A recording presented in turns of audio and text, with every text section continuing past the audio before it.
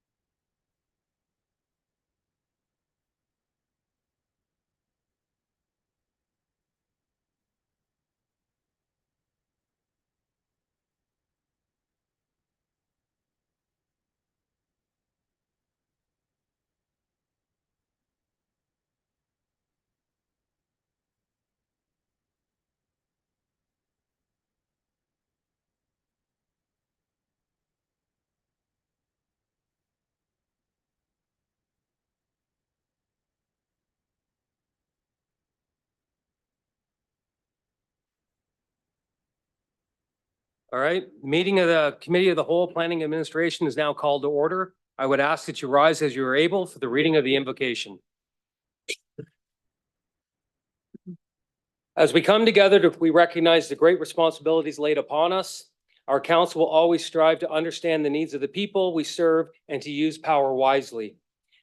Where freedom prevails and where justice rules. Let us also not forget those who served our community and who are no longer with us, that we can continue to do the work we must in their memory. Please be seated. Mr. Clerk, has the roll been taken? Through the chair, roll call has been taken. Members of the committee, are there any declarations of pecuniary interest appearing on today's agenda? Seeing none. Okay, please note that we're moving on to separated item for consideration.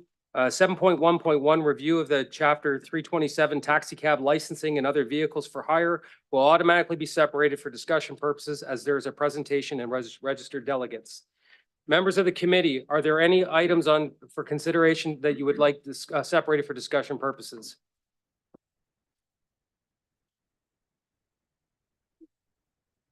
You? Seeing none? Oh, in the wrong section. Councillor Hunt? Thank you. 7.2.1. Are there any others? Councillor McCreary? 7.1.3.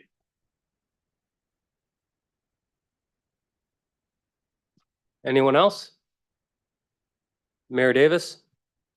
7.1.4.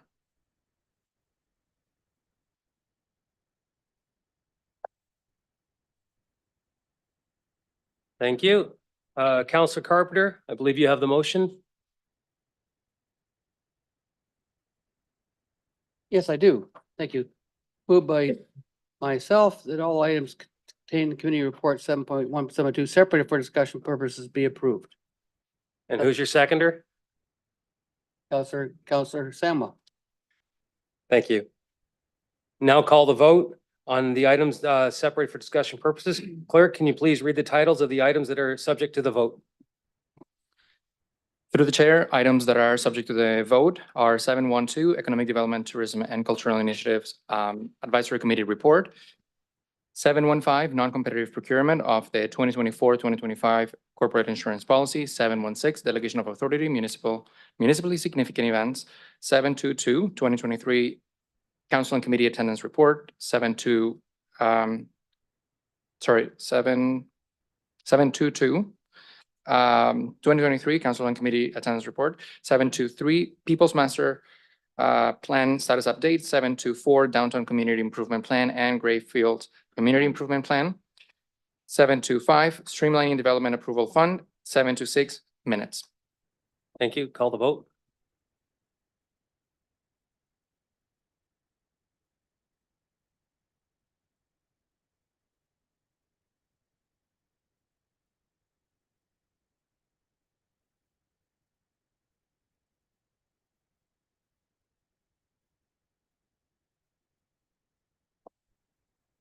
The motion carries on a recorded vote of 11-0. Those voting in favor, Councillor Ventelboer, Samble, Hunt, Carpenter, McCurry, Martin, Celeste, Caputo, Sullivan, Sicoli, and Mayor Davis. Thank you. There are no statutory public hearings or public meetings on the agenda. We do have delegations for today. So we have 2 registered delegations for tonight's meeting. Prior to the hearing, the delegates, I would like to remind those in the meeting today that the following rules of decorum are set forth in the city's procedural bylaw. No person shall display any sign, banner, or placard in the meeting room other than materials that, in the opinion of the chair, are legitimate audio-visual aids necessary in connection with any presentation to be made to council. All persons present shall use polite and respectful language and shall refrain from the use of any language or marking of any gesture that is disrespectful or offensive. All persons addressing council shall speak only on the subject debate and shall not speak on any other subject. No person shall applaud participants in a debate or engage in conversation or behavior that may disrupt the proceedings of the meeting. We also have received a late delegation, which will be requesting to speak to item 8.3 as a resolution regarding the Polish Hall. So Counselor Carpenter, Yes, I'd move that. very well. Seconded by Counselor Caputo. So prior to the moving that we'll have to waive the rules on this. So would the mover like to waive the rules? Yeah, motion to waive the rules. Okay. Call the vote.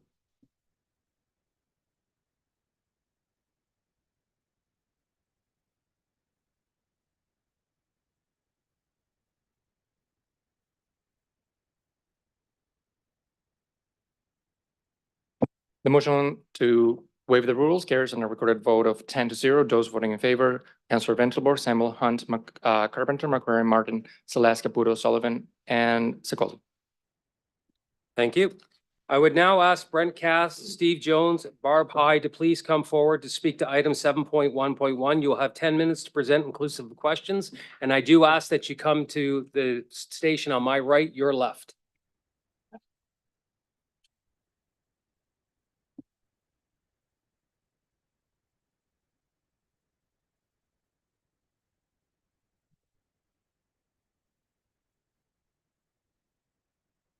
Thank you, Mr. Chair.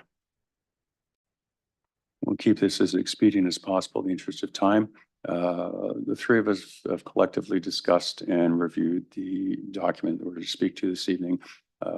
My colleagues are here to speak to their level of experience in the industry, the level of experience in the industry, and to present our likes and or concerns about the proposal here. So, I'm Barbara High, and I've been in this industry for 30 years now, and like Steve said, that we'll leave our facts up to him because we collectively got it, and he'll speak on that in a minute.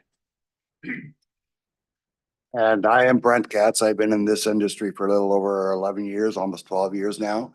And again, I have kind of assigned Steve to be our spokesperson on this. all right. And my name's Steve Jones. I am a cab driver for a grand total of 10 months. I'm a pretty fresh set of eyes to the industry. But with regards to report number 2024-118, we are fully in support of the need to modernize the regulations while supporting safety standards. We also support the need to level the playing field with vehicle for hire services. The taxi industry has seen major changes since the introduction of transportation network companies into our communities. Ride sharing and delivery service have really become one of the fastest growing side gigs that's out there. Now, while taxi companies have historically been heavily regulated, TNCs don't appear to have anywhere near the same level of regulation as they are. This has, in our opinion, created an unfair advantage for TNCs, putting taxi companies in a disadvantaged position in the marketplace. And we strongly believe TNCs definitely need regulation. We further believe that where many of the TNC drivers are driving as a side gig, there may be issues with respect to driver fatigue to the point where it causes an impairment to safely operate a vehicle. For example, where a TNC driver may be a full-time student, holding a regular job and driving, where the regulation is to protect the customer's interests and safety. As a taxi driver, we're commercial vehicle drivers and have very strict limits on how long we're allowed to work, and must also adhere to very strict limits of rest periods between our shifts. So regulations to ensure TNC drivers have had sufficient rest periods to ensure public safety, we firmly believe are needed, similar as regulations that currently apply to the taxi industry. Now with section 8.1.1 of the document, exploring reciprocal arrangement between the county brand is well regarded by all the drivers. It makes perfect sense, and we do look forward to the implementation of this, as it will provide many benefits to the community as a whole. With respect to 8.1.2 taxi cab driver consultation, the document states the city heard from 42 of the 200 plus taxi drivers, which is only roughly 20% of the total drivers out there. 70% of that agreed there is enough training provided to fulfill their duties. Now we, however, do feel this is an area that needs improvement.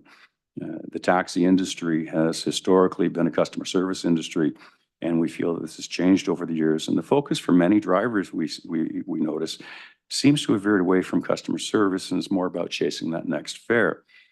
We do propose the City of Brantford consider collaborating with the brokers to create a customer service training program model that all drivers must take as part of their licensing and renewal process. We also believe there needs to be a formal training program for all drivers on how to deal with and assist people with disabilities. Disabilities are not always physical. There are many people experiencing some form of mental disability, anxiety, depression, etc. If drivers had proper training to recognize these challenges and how to best support the persons in their vehicle, we'd have an opportunity to create a more positive experience for our customers and, of course, for our community. The Let's Talk Brantford engagement findings clearly states the majority of respondents are not satisfied with the availability of on-demand or pre-booked accessible taxis. Only 15% of respondents say that they can book an accessible vehicle when required. In our opinion, this is completely unacceptable. We need to do better for our community. While we recognize the extremely high acquisition and operating costs of accessible vehicles is a barrier to the industry, we do believe that there's an opportunity for the City of Brantford and the taxi brokers to explore options to help brokers increase the number of accessible vehicles available on a day-to-day basis. Perhaps there's some grant or subsidy options that could be explored. Student Transportation Services commented on having vulnerable sector checks annually versus only on the initial license application. We fully support doing an annual vulnerable sector search, not just when we get our license, but every year that we renew it. There's countless people we deal with daily that are vulnerable, and I think there should be a minimum standard every year. With regards to taxi fares, this is a mixed opinion of some people. City staff are recommending the removal of the requirement of city-imposed taxi rates. We do have concerns that this could lead to unaffordable fares for customers. We also believe it could also create an aggressive undercutting of tariffs in the interest to obtain the next fare. If a broker lowers the fares too much, it could adversely affect the broker's financial ability to properly maintain their fleet and create public safety issues. Brokers will need to be vigilant in ensuring there is a fair balance for customer affordability and working capital requirements to maintain their fleets in good repair. We do feel the removal of city-imposed tariffs can be a good thing if managed properly by the brokers. Offering loyalty rewards, promotions, and such can be very rewarding aspects for our customers, and we support the broker's ability to set tariffs with the above noted concerns in mind. With respect to the limit of taxi cab licenses being removed, removing the number of licenses may face value in our perspective make great sense. We feel it may be a better option to explore simply increasing the number of licensing available to reflect the population. With respect to taxi vehicle inspections, reducing the number of inspections to one regular inspection per licensing year and on demand is required does reduce some administrative burden on both the brokers and the City of Brantford, which I'm certain would be welcomed. Our concern is again regarding public safety. Will this reduction in inspections potentially lead to vehicle deficiencies? We do feel if there is a reduction of inspections, there should at least be a mechanism of some form to allow customers, whether it's riding from a taxi or a rideshare vehicle, to be able to report directly to the City of Brantford any concerns about the state of repair of any vehicle. Perhaps a web-based form could easily be created for this purpose. The city could simply provide public education regarding this on their website and social media platforms. And information about this process could also be made available in all vehicles, such as being posted on the tariff card within each vehicle. With respect to the TNC proposal requirements, we wholeheartedly again agree they need the vehicles and drivers should be held to the same standards as taxi vehicles, and we do believe that random audits should prove sufficient to ensure compliance. We would hope the standards for the proposed City of Brantford identifier would be like what is required for taxi vehicles, specifically with regard to sizing and visibility. This identifier should be clearly visible from outside of the vehicle and not obstructed from view by any means. Window tint is an example of obstruction. We feel, again, all TNC drivers should also be required to submit a vulnerable sector search annually, the same as we're suggesting for taxi drivers. Again, we're all exposed to vulnerable people throughout the course of our duties, and this, again, should be the absolute minimum. Again, with TNC vehicles, service is only provided on their digital app as a requirement. This is something that many drivers have noticed or a perception that drivers are actually hailing, not using the app. We've also, several of us had customers that have used these rideshare companies, and they have told us point blankly, the driver has offered them a reduced fare if paid by cash and running off meter. And to our understanding, if it's not on meter, not on the app, there is no insurance coverage to protect the customer. So we do believe this is something that needs to be monitored quite closely. In conclusion, we simply want to thank council and staff for providing us this opportunity to input on this matter. And we do look forward to the implementation of the next chapter in the vehicle for hire industry, and trust that all of us working together will be able to provide safe and exceptional service for our community. Thank you. We'd be pleased to address any questions. Council McCurry, there's about a minute left. Chair, thank you. Welcome, folks. Would you like to see us implement the changes sooner rather than later? Absolutely. Yesterday would be perfect. Thank you. Any further questions? Seeing none, you can take a seat. Thank you. Thank you. I would now like to call up Michael Shields from Easy Ride Taxi to please come forward to speak to this item as well. And reminder that you will have 10 minutes inclusive of questions to present. Thank you.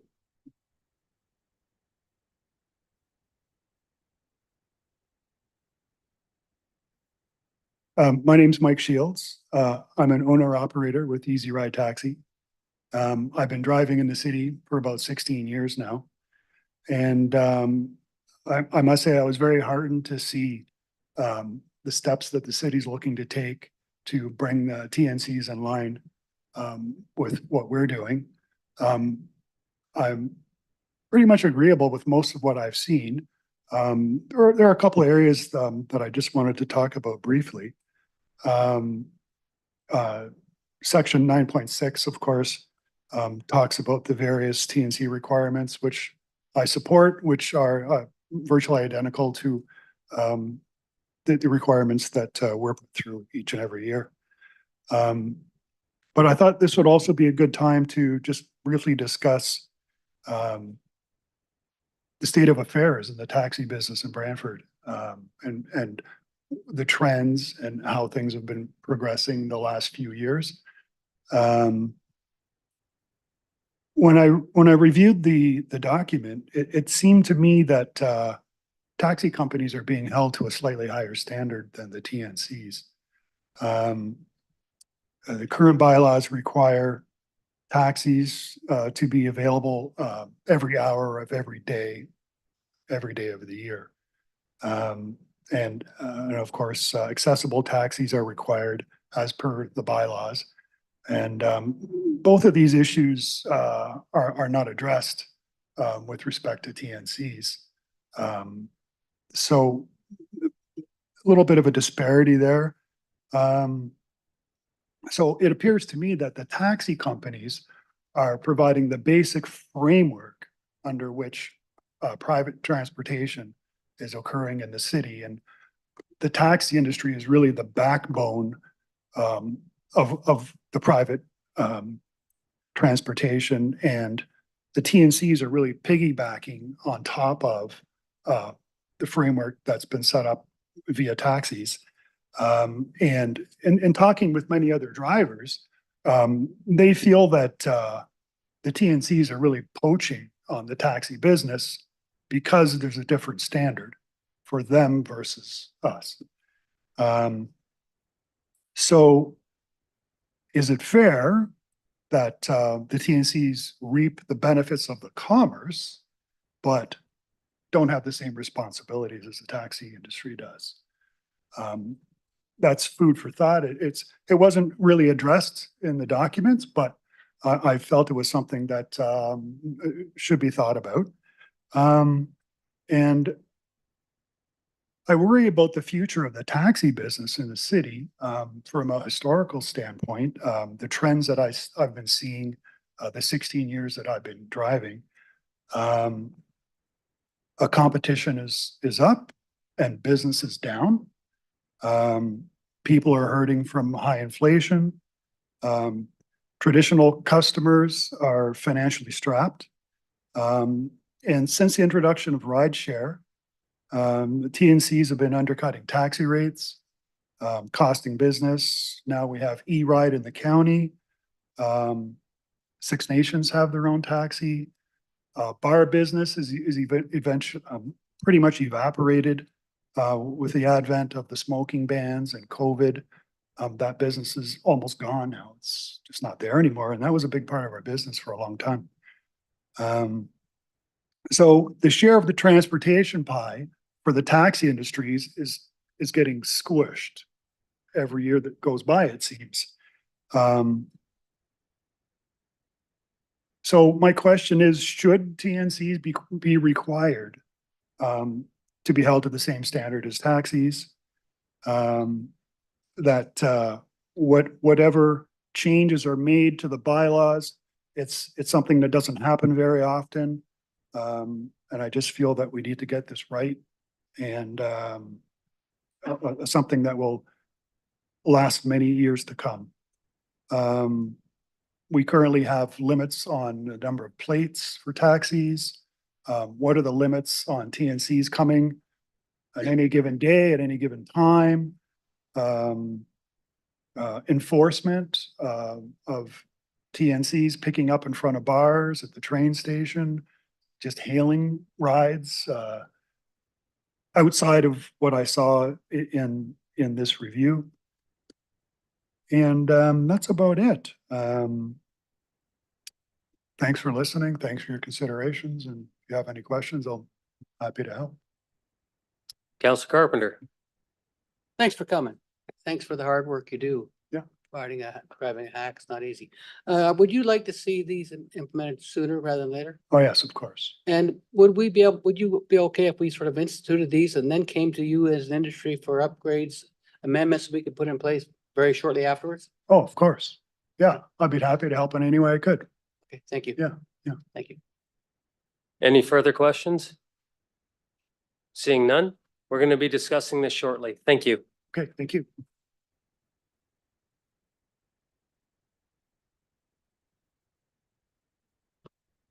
I would now ask Matt Joniak to come forward and please speak with regards to the Polish Hall 8.3's resolution. You have 10 minutes to present, inclusive of questions. Thank you. Good evening. My name is Matt Joniak, and I'm a past president and current board of directors member for the Polish Mutual Benefit and Friendly Society located at 154 Pearl Street. And I'm here to speak to item 8.3 on the agenda put forward by Councillor Caputo. Founded in 1927, our organization has existed in the community of Brantford for nearly a century now, and I'm proud to call myself a third-generation member. We have always considered ourselves a strong community partner and are one of the few remaining cultural halls in Brantford. Like many cultural halls, we've experienced a decline in business due to the pandemic. We're one of the founding members of the International Villages Festival. We're the home of the Polish Haynau Song and Dance Ensemble, currently celebrating its 50th anniversary this year. And throughout our organization's histories, we've also supported veterans groups, where we were the home until they disbanded of the Polonaise veterans formed after World War II, and the Polish Combatants SPK Branch 4 currently operate out of our hall. We don't just offer programming for the Polish community, but we also do what we can to serve all of Brantford. We welcome all of Brantford into our building. This includes hosting neighborhood planning meetings, among other functions and events. 150 Pearl Street is our rental property next to the hall that we acquired through an estate sale in 1994 to provide additional income to our organization over the years. Given our current financial situation, additional funds are required to cover our day-to-day expenses and potential hall renovations. Therefore, we have made the decision as an organization to sell the house. Given that the house and the hall are adjacent to each other, they inadvertently merged on title, necessitating a severance to restore the title of the property prior to listing it for sale. We are grateful for the support of the City of Brantford in this matter. We believe that organizations like ours are a great value to the community, and the reimbursement of our planning fees will be a much-needed financial relief for us and help us to continue functioning as a strong community partner in the city. Thank you. Councilor Caputo. Thank you, Mr. Mayor. Matthew, thank you for being here tonight. I think it's very important that you stand on behalf of the Polish Society, the community, and the hall, and their aspirations for longevity in the future, as well as our city. There's a couple of questions I have for you, and I hope you have the answers. I know it's probably short notice, but Would you be able to speak to what the financial losses were during COVID, like what the expectancy was? Well, I mean, basically, we were always open for lunches and dinners and stuff through the week and we lost that revenue. And I mean, I can speak as past president, like our food sales were over half of our revenue for a lot of years. So not being able to operate. And it wasn't until partway through COVID, we were able to reopen and start having functions again at our hall and stuff. So we definitely suffered a loss of rental revenue, food and everything. And I guess my next question is gonna be, you spoke about renovations. Do you have a dollar figure as to what those renovations would entail? Like how much you plan on doing within the building? We don't have an exact dollar figure. We have explored, like, obviously, we have to keep our hall up to date in appearance to attract functions and rentals and stuff like that. We currently have an accessible elevator, but we've been looking at exploring options to put in an accessible washerman as well, which, I mean, given the age of the building and stuff like that, the plumbing costs and stuff may be extensive, so. Again, thank you very much for being here and can't wait for this to come up later on tonight. Thank you. Counselor Carpenter. Matt, thanks for coming. I know this is about the $44,500 that was charged for minor consent to get that waived, and I will support that. But you mentioned Polish combatants. So you deal with veterans on an ongoing basis in your hall, do you not? Yes, we do. Yeah. So you know that we should be working with you to apply for a tax-free exemption for We- your hall because you have veterans there. We will be exploring that option, absolutely. And I think we should help you do that to make sure that's how we're keeping the other veterans clubs alive in our community. And that would go a long ways to making your hall more viable. Thank you. Thank you. Any further questions? You may take a seat. We'll be discussing this shortly. I would now like to ask Jill Binkley, Supervisor of Elections, Licensing and Administrative Services, to come forward to present item 7.11, review of Chapter 327, taxi cab licensing and other vehicles for hire. You will have 10 minutes to present. Please note that you have 10 minutes to present and that the questions will be held until the item is on the floor for the debate portion of the meeting.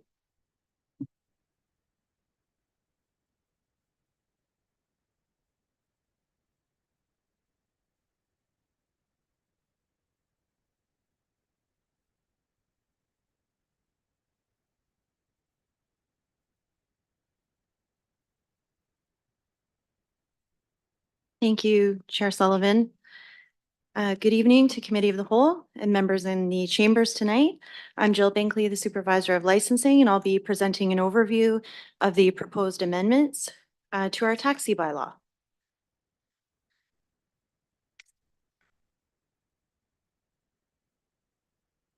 Next slide, please, Stephen. So just a quick acknowledgement of our project team. We have Alicia Chittenden, our Licensing Compliance Officer, Heather Carvalho from Communications and Community Engagement, Jenny Sawicki to my left, our Accessibility Coordinator, and Kira Merkley, our Legal Counsel. We also have Maria Vasaki, the Director of Communications and Community Engagement, here this evening, who contributed to the report.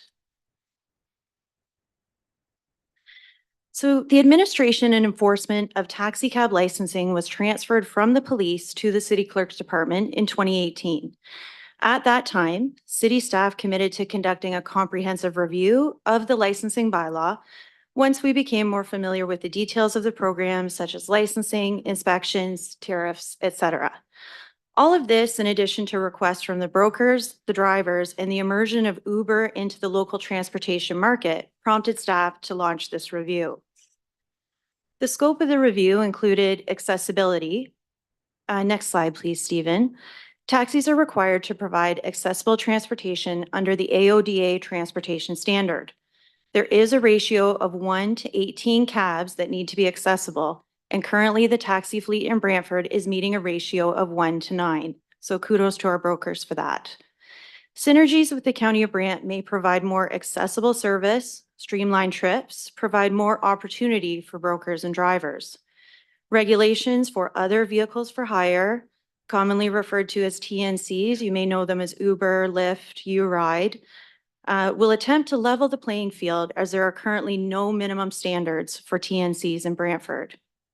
The city also sets the rates that taxis are required to charge. And the city also limits the number of taxi plates available. Next slide, please. The current standards include taxi broker, owner, and driver licenses, and they must be renewed annually. The vehicles require a safety certificate to be submitted annually at renewal time, and staff inspect the vehicles twice per year, including a 1-kilometer lap at the Wayne Gretzky Center. These are specific to taxis only, and typical TNCs do not meet the definition of a taxi. So taxis can hail, taxis can charge based on the duration of the trip by a running meter, and they generally do not share rides. Taxis are also dispatched generally by a dispatcher, whereas the Uber app would connect the ride with the driver directly using a digital mechanism. Next slide, please. The current standards include taxi trip rates that are adjusted annually based on the CPI measured in June, and they take effect in September of each year. The meter rates are checked by staff to ensure that they are programmed with the approved rate. Next slide, please.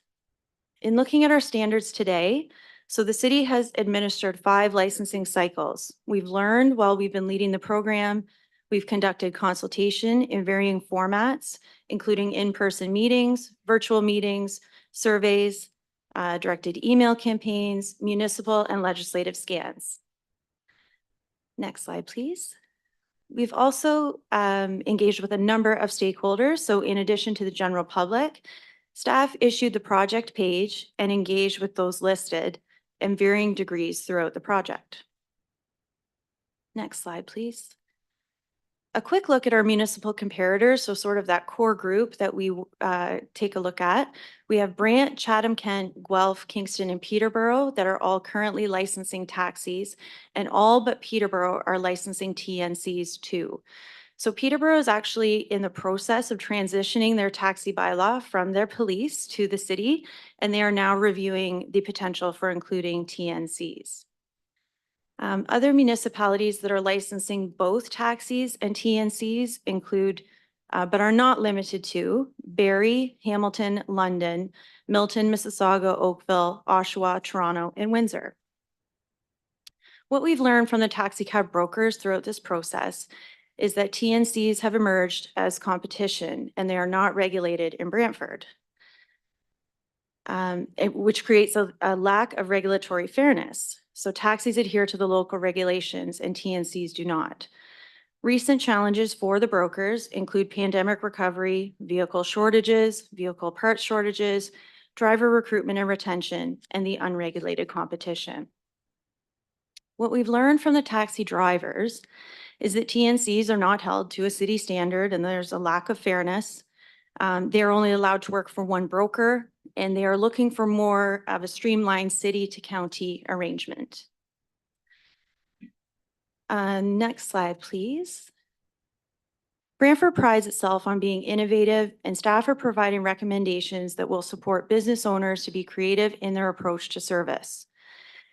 In recommending to City Council to approve changes to remove restrictions for taxis to remain competitive as a choice for consumers, in removing the limit of plates, to promote more accessible service so that more vehicles can be added by a broker without having to join a wait list. 3 brokers have held a majority of plates in Brantford, but they've not been totally protected from competition. The limit has done nothing to stop the progress of competition by TNCs that do not meet the definition of a taxi, but still offer transportation services.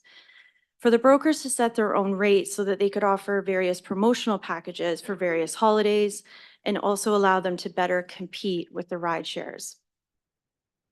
In recommending synergies with the County of Brant would support a collaborative shared services approach. And this could also support brokerages with driver retention and give drivers more opportunities for fares.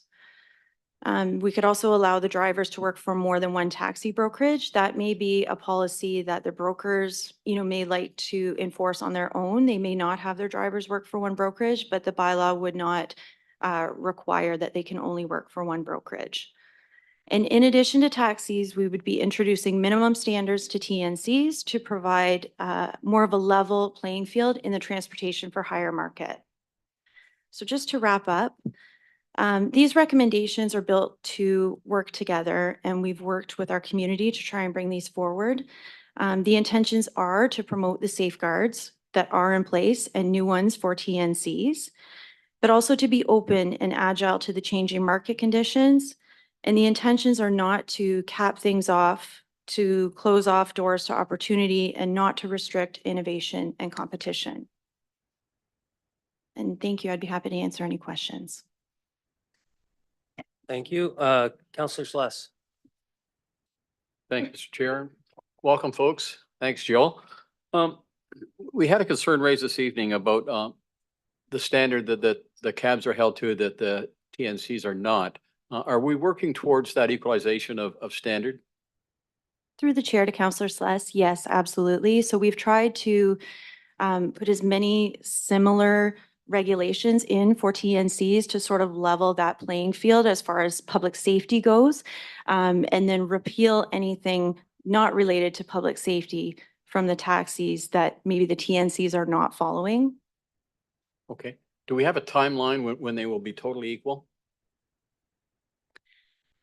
Totally equal, I'm not sure, but what we were proposing in the report is that we are now just starting a new licensing year. So April 1st, we'll be issuing our 2024 business licenses.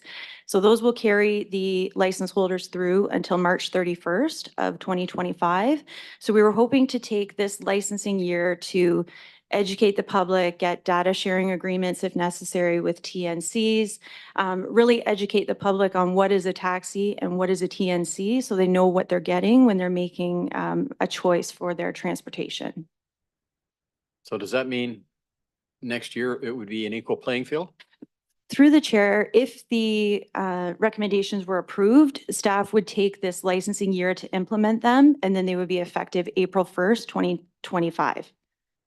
Thank you. Thanks, Mr. Chair. That's actually all the time we have, but I'm sure there'll be more questions when this is put on the floor for debate. So as there was a delegation on resolution 8.3, the Polish Hall, we will consider this item prior to moving forward for the consideration of others. Councilor Caputo, can you please state your motion and state your seconder, please? Absolutely, Mr. Mayor. Tonight, doing a great job, by the way. So Polish Hall, moved by myself, seconded by my ward mate, Councillor Sless. Whereas the Brantford Polish Hall located at 150 and 154 Pearl Street struggled through the COVID-19 pandemic and must sell the abutting residents to assist with operating costs. And whereas the properties located at 150, 154 Pearl Street have merged on title, and whereas the corporation of the city of Brantford requires an owner or applicant to submit an application for consent to sever land or reestablish a lot within the city. And whereas the consent application also requires a concurrent minor variance, wherein the proposal required a reduced yard setback and landscaped open space. And whereas the applicant has already made applications for concurrent consent and minor variance fees and has paid such fees for their applications, which went before the Committee of Adjustment on June 7, 2023. Whereas such applications are prescribed pursuant to the Planning Act to facilitate lot creation or establish history lot fabric. Now therefore let it be resolved that the City Council refund the total fee of $4,500, which represents 100% of the combined consent and minor variance application fees. And I'd like to speak to this if I can. Folks, COVID certainly had an effect on a lot of businesses that were actually in for profit. And then you had effects on businesses such as the Polish Hall, which really don't operate based on profits. I think that they're there as a community service. They've been there for years. In 4 years, they're going to be celebrating their 100th anniversary. And they've been an actual, like a stalwart within the community. And in order for that to stay alive, to keep going, to stay alive, so that they're able to continue on for hopefully another 100 years, I think it's imperative that we refund back the money that they're doing here in order for them to make the necessary renovations and stay afloat accordingly. And, you know, we've sat in this council chambers and we've talked about historical heritage. This to me is not only fits the historical and heritage bill, but it's about culture.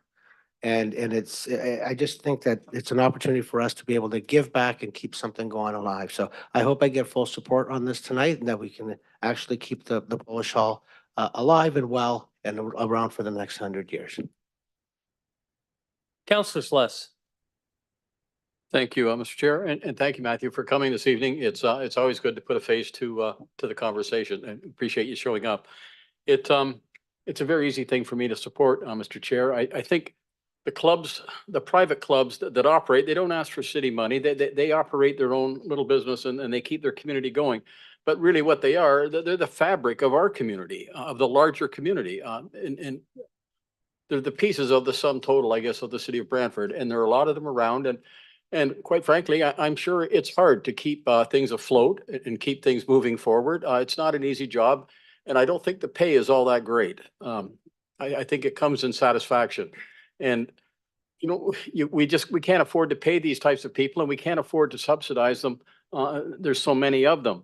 But little things like this that we can do to help keep them floating, I think is exactly what we should be doing if we want a community that's vibrant. And I think I heard in the presentation that they're a founding member of the International Villages, and that's a keystone of this city. That's something that I think has been recognized provincially as a festival. So they're a key part of that. They're a founding member of that, and they just do good things in the community that we hope people do. These folks do it. So I would hope too that we could get unanimous support for this. I think it's a very small ask for a very large return. Thanks, Mr. Chair. Counselor Martin. Thank you, Mr. Chairman. Traditionally, when something like this has come forward, it's been for 50% of the fees, and I could support this at 50% because that's what we've done many times here.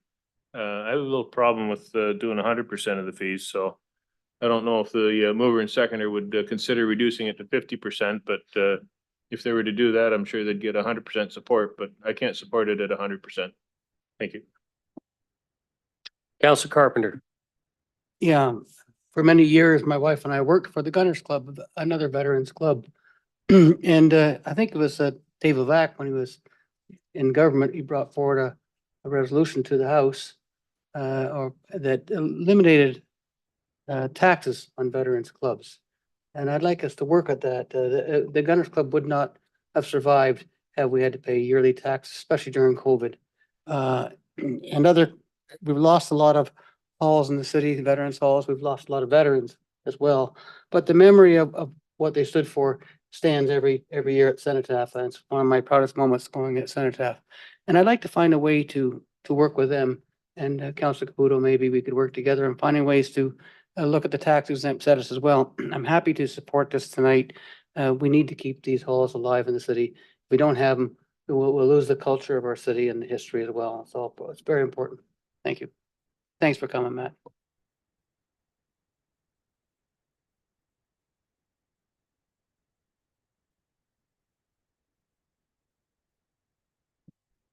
Thank you. Call the vote. Not seeing any other questions.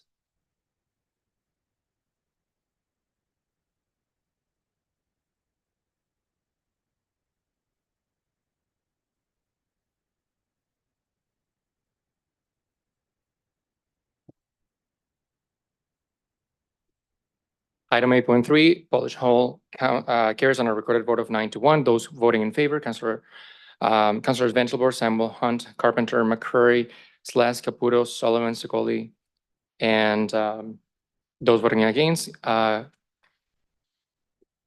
Martin. Thank you.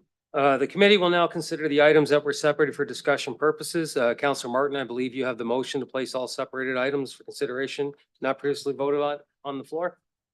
I do. Thank you, Mr. Chairman. I move, seconded by Councilor McCurry, that all items contained in the committee reports, items 7.1 to 7.2, separated for discussion purposes, be approved.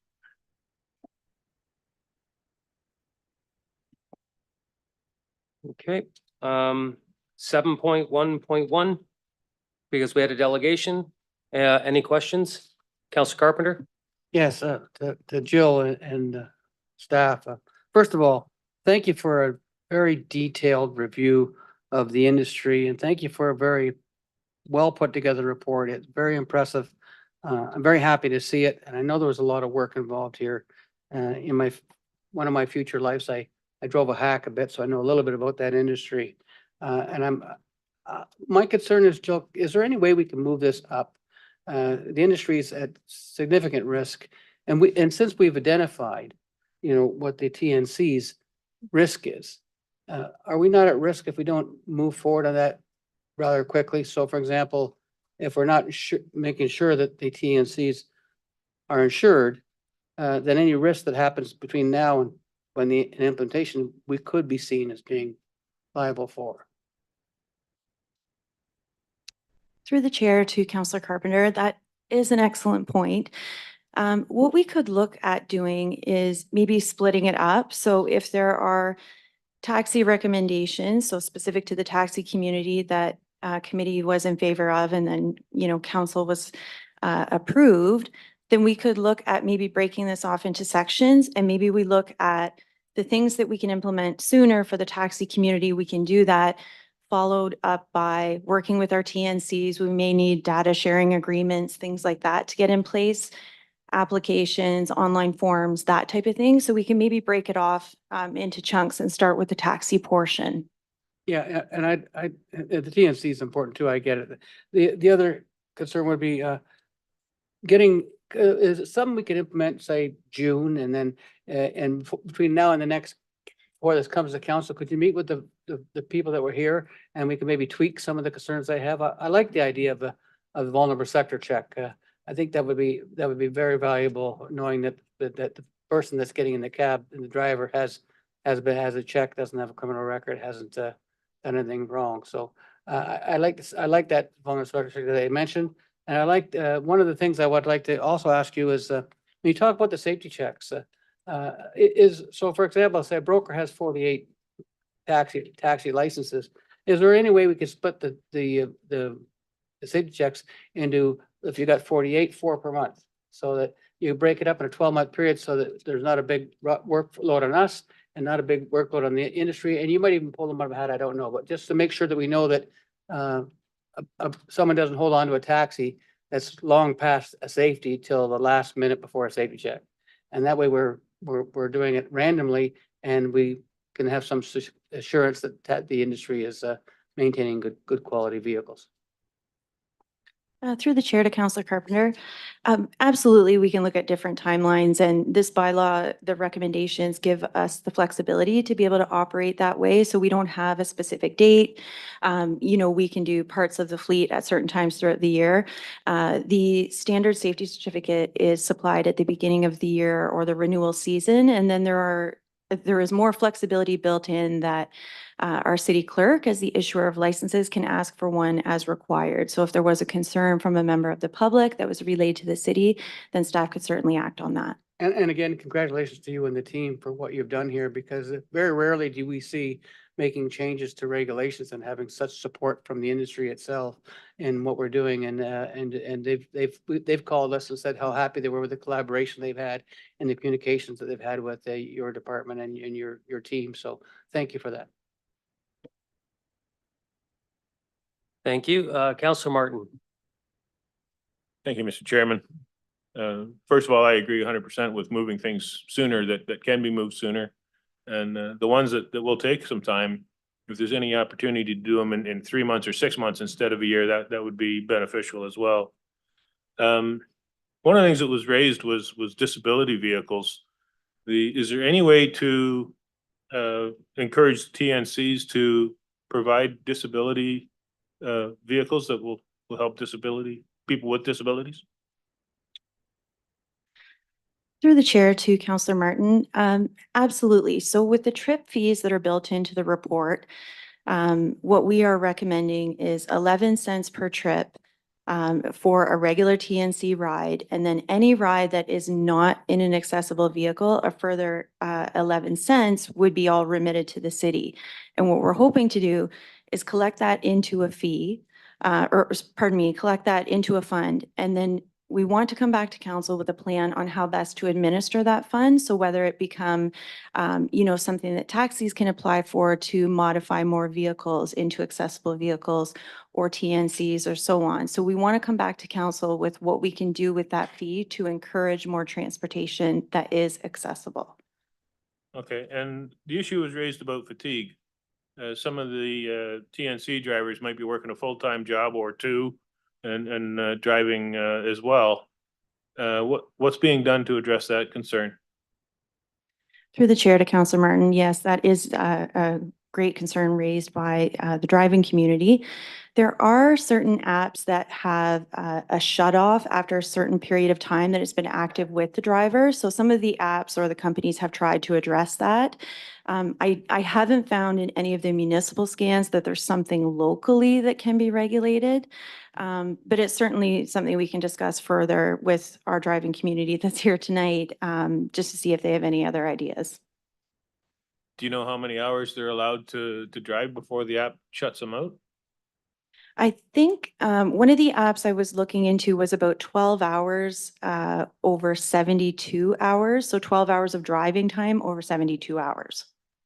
Okay, but it doesn't take into consideration if they have another full-time job or multiple part-time. Okay. Thank you.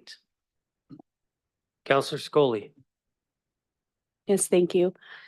So you said that you, in the presentation, we're working on some regulations for minimum standards for public safeties for the TNCs specifically. What exactly are you going to be implementing on my Uber drivers? Through the chair to Councillor Sakoli. So Uber specifically, we are mimicking a lot of the things that Uber is already collecting as part of their process, and they have a very transparent process. Anyone can check it out on their website.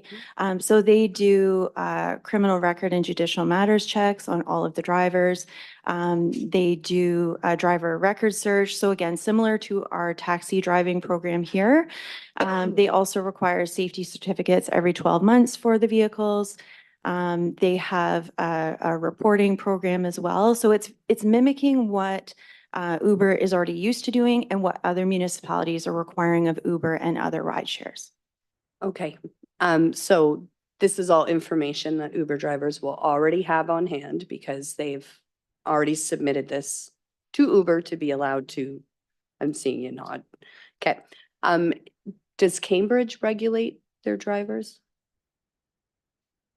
Through the chair, out of all the ones I have in my folder, I'm not sure that Cambridge is one, but I will definitely find out and get back to you. Just as a regular Uber client, I know that a lot of the drivers come from Uber to Brantford, and a lot of the younger generations, we really rely on Uber. So I want to ensure that we're not going to be reducing the number of drivers that are available in the city. Thank you. Counselor Hunt. Thank you, Mr. Chair, and through you to staff. First of all, Jill and your team, thank you for a very comprehensive report and a review of, I think, a long-standing issue that's well overdue for a review. I wanted to speak specifically to the key finding that indicates out of the 810 respondents, doesn't say the percentage, but it does state that there are concerns about availability and reliability of accessible taxis. And so I'm glad to see. So from what I understand, we have 94 plates in the city of Brantford, which would require at 1 in 18, approximately 5 or 6 accessible taxis, but our ratio is 1 in 9. So am I understanding correctly that we've got about 10 accessible taxis available in the city of Brantford? Through the chair to Councillor Hunt, yes, that's correct. Okay, so my math is pretty good there. I do know as a person with a disability myself that requires an accessible taxi occasionally, that the concern about availability and reliability is valid. And I would be very interested in seeing what we can do to relieve those concerns.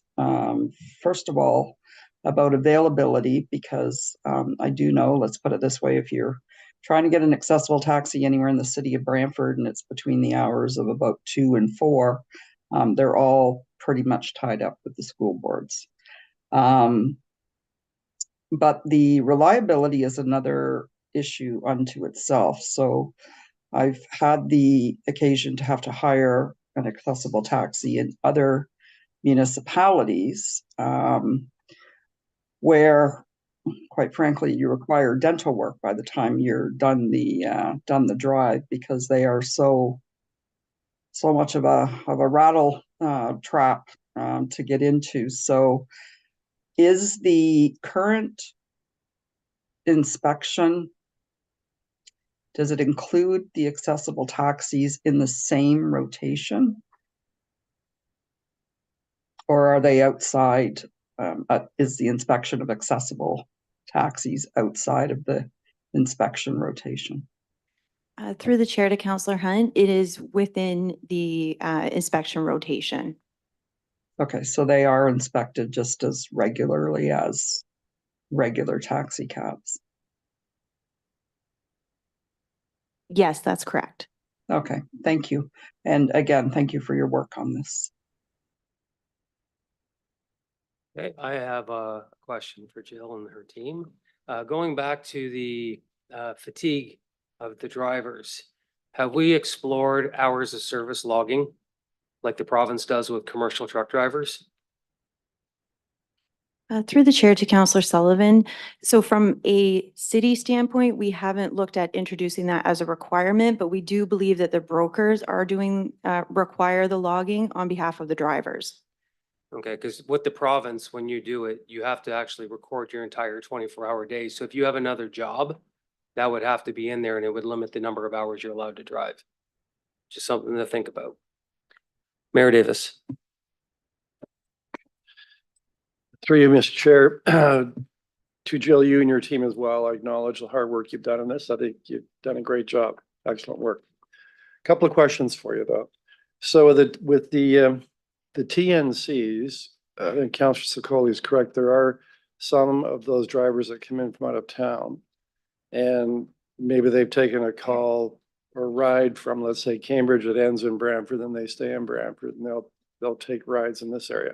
So how would you handle that situation? Because would they be prohibited from picking up fares here in Brantford unless they're licensed here? Through the chair to Mayor Davis. So yes, the way the bylaw is written, that any pickups made in the city of Brantford require that platform be licensed and then the driver be accountable to that platform. So we would have a record. If they weren't, we would take a complaint and then we could potentially take action against the broker. So with the TNCs, you're saying then that the registration with the company is sufficient. They wouldn't have to be registered with the city.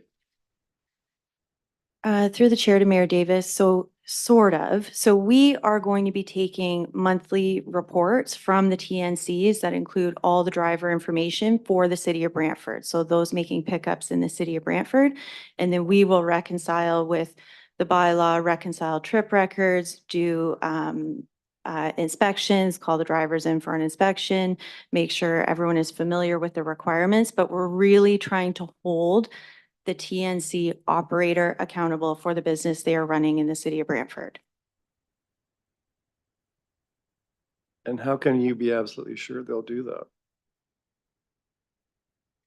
that? So through the chair to Mayor Davis, that's why we were hoping to take a really good look at the education and promotion we're going to be doing with the companies. And it's kind of like what we're seeing with these platforms like Airbnb and those that are not a brick and mortar in the city. We're having to think of different ways to regulate these companies. So this is what other municipalities have been relying on. Some only require the platform submit the information, say every quarter. We are trying to align with the County of Brant that it's every month. So that we can keep up on that information from the TNC. Right. Well, if what you want to do and the staff here want to do to keep a level playing field, if you want to put in force a regulation, a requirement that isn't in accordance with the TNC software and their requirements and their operating procedures, how are you going to resolve that? So through the chair to Mayor Davis, we have consulted with a couple of TNCs. So Uber is operating currently. And then we also have Lyft sort of on deck. And there are a couple other startups that are even considering launching new apps here. So what we would look to do is the regulations are what Uber is already doing in other municipalities, what their platform allows for. And we've kind of compared that to piece out what would align best with our taxi group and how we can kind of level that out. So we believe that they will be able to do what we have asked. So you think they might be able to customize to some degree for the drivers that operate in this area? Through the chair, yes, we believe so, that they would be able to sort a report based on trips picked up in Brantford. One last question for you on the tariffs. So the reason why the tariffs were put into place decades ago was so that riders would have, there'd be some predictability in the fare. They'd know that if they say we're going to Walmart, they know from past experience generally what it would cost. And the tariffs would ensure that the operators and drivers would charge those tariffs, those fees. Under this new system, that no longer applies. Now, mind you, with Uber, you know, getting into an Uber, what it's going to cost. How do we provide that same comfort and protection to riders using traditional taxis? Through the chair to Mayor Davis. So what we would require is basically the regulations that exist now for the tariff card to be placed in the vehicle, the meter to be publicly viewable from the back seat, to be illuminated. All of those things will still be a requirement. It's just that the city will not set that rate. So the brokers have been part of this process for a long time. They're used to the CPI adjustment. It could be something that they want to stick with, or I don't think there's any real way to be able to address that fully. But what we're hoping is that other municipalities that have trended this way, for example, the town of Milton, the city of Lethbridge, I actually was speaking with someone from there today. 6 months ago, they implemented deregulation of the fares, and to date, they haven't had a complaint, but that's only 6 months. So it's something that staff can continue to monitor, but we are hopeful that because we won't be setting the TNC rates, that it will be, again, trying to level that playing field a bit more. Thanks. Councillor Carpenter for a second time. Thank you. Julie, in the resolution, it talks about proposed requirement for the effective implementation being January 1st, 2025. Now, I don't think I want to make an amendment here today, but I'd like you to, can you come back when it comes to council, giving us some ideas what we can implement ASAP and what we can, and when you can have consultation with the drivers that were here today and others, and how we could move some of the things forward as quick as possible to benefit the community? Through the chair, yes, we can do that. Okay, that saves me having to do an amendment without any knowledge. So that's helpful. Thank you. Councillor McCurry. Thank you, Chair, and let me echo what a good job you folks have done in terms of putting this together. Thank you very much. With respect to the report before us, is there a reason why we operate on a fiscal year like the province of Ontario rather than a normal fiscal year like the city of Brantford? Through the chair, so the taxi bylaw as chapter 327 aligns with our business licensing bylaw, which is chapter 326. So that's why we have the fiscal year that you see. Okay, now with respect to stakeholder consultation, we've consulted with something called BRISC. Could you help me out with the alphabet soup, please? Jill, do you want me to help you with that, Jill? Thank you. I had it spelled out, but I appreciate it, Brian. Brantford Regional Indigenous Support Center. It's right across the street in Harmony Square. It's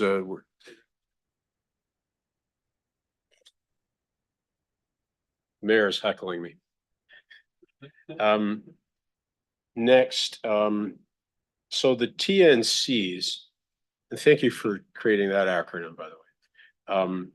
So they're going to be responsible for doing the type of inspections on their vehicles that we are going to be doing on taxis.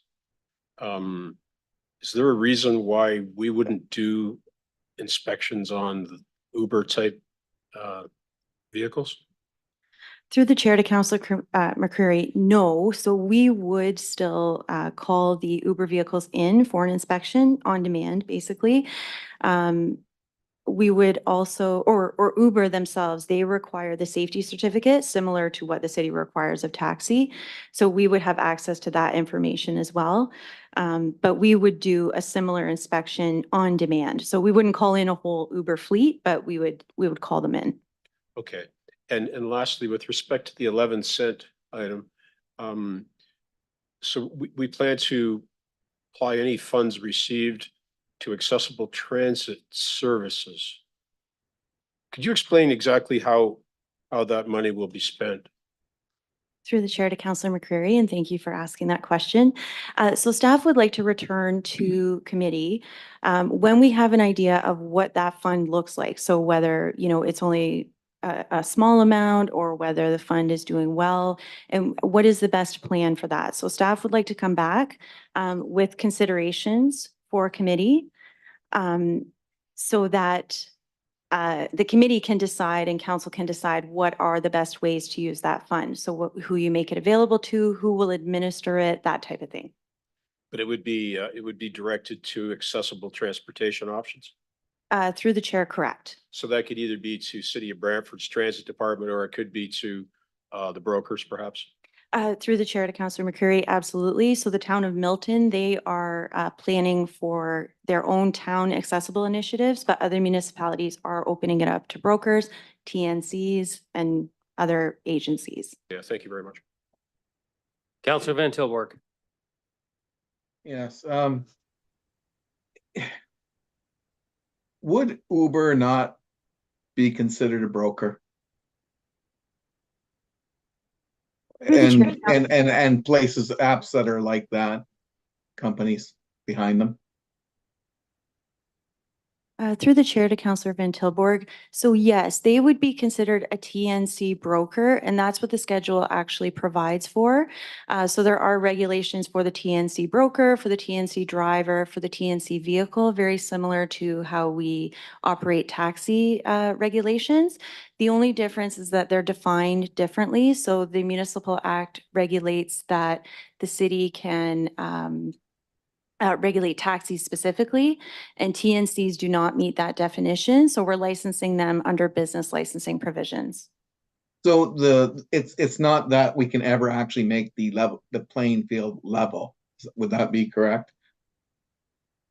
Through the chair, I would never say never, but I think what we have here is a start to try and bring TNCs into some form of regulation. And it seems to be what we're hearing from the drivers and the taxi community as being some sort of level playing field. So we're hoping to work with that, and we'll continue to monitor. But if there are adjustments that need to be made, we'll certainly bring them back to committee.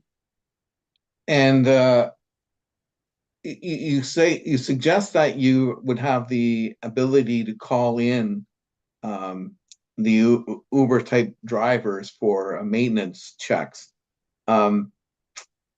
I know what cabs go through. I've watched it all the time. When my observations of the Uber drivers is they discover very quickly how fast their cars, the wear and tear comes, and either they can afford it or they can't afford it.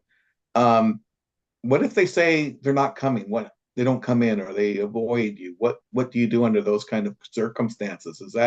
Will that fall on the broker or on the driver themselves, or is that currently undetermined in your prospects for the next year? Through the chair, what the bylaw would do is basically give us or give the city the authority to hold the broker accountable. So basically what the broker would then do is have to remove them from the app right away or not give them access. So some of these virtual platforms in that way, it's a lot quicker than trying to get in touch with someone and so on. But they can basically have the ability to remove access to the app, so that person could no longer drive either until they've been in touch with the city or in touch with the broker. But if they came from Cambridge into Brantford, we wouldn't be able to control that. It would only be in Brantford pickups. Through the chair, that's correct. Okay, I just wanted to understand that clearly. Thank you. Not seeing any other raised hands, call the vote.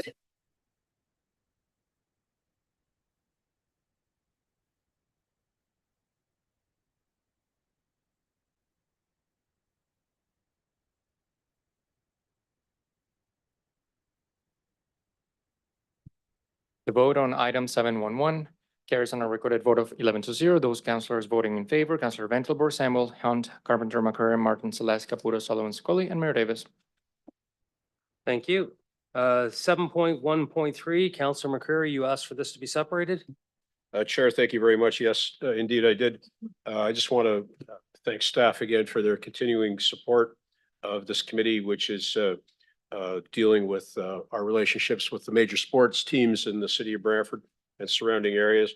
And I do want to draw to the attention of committee that at the prior meeting of the major sports team committee, it was suggested that we approach council with a request to broaden our mandate to meet also with some of our minor league teams, house league teams in all sports in the city of Brantford.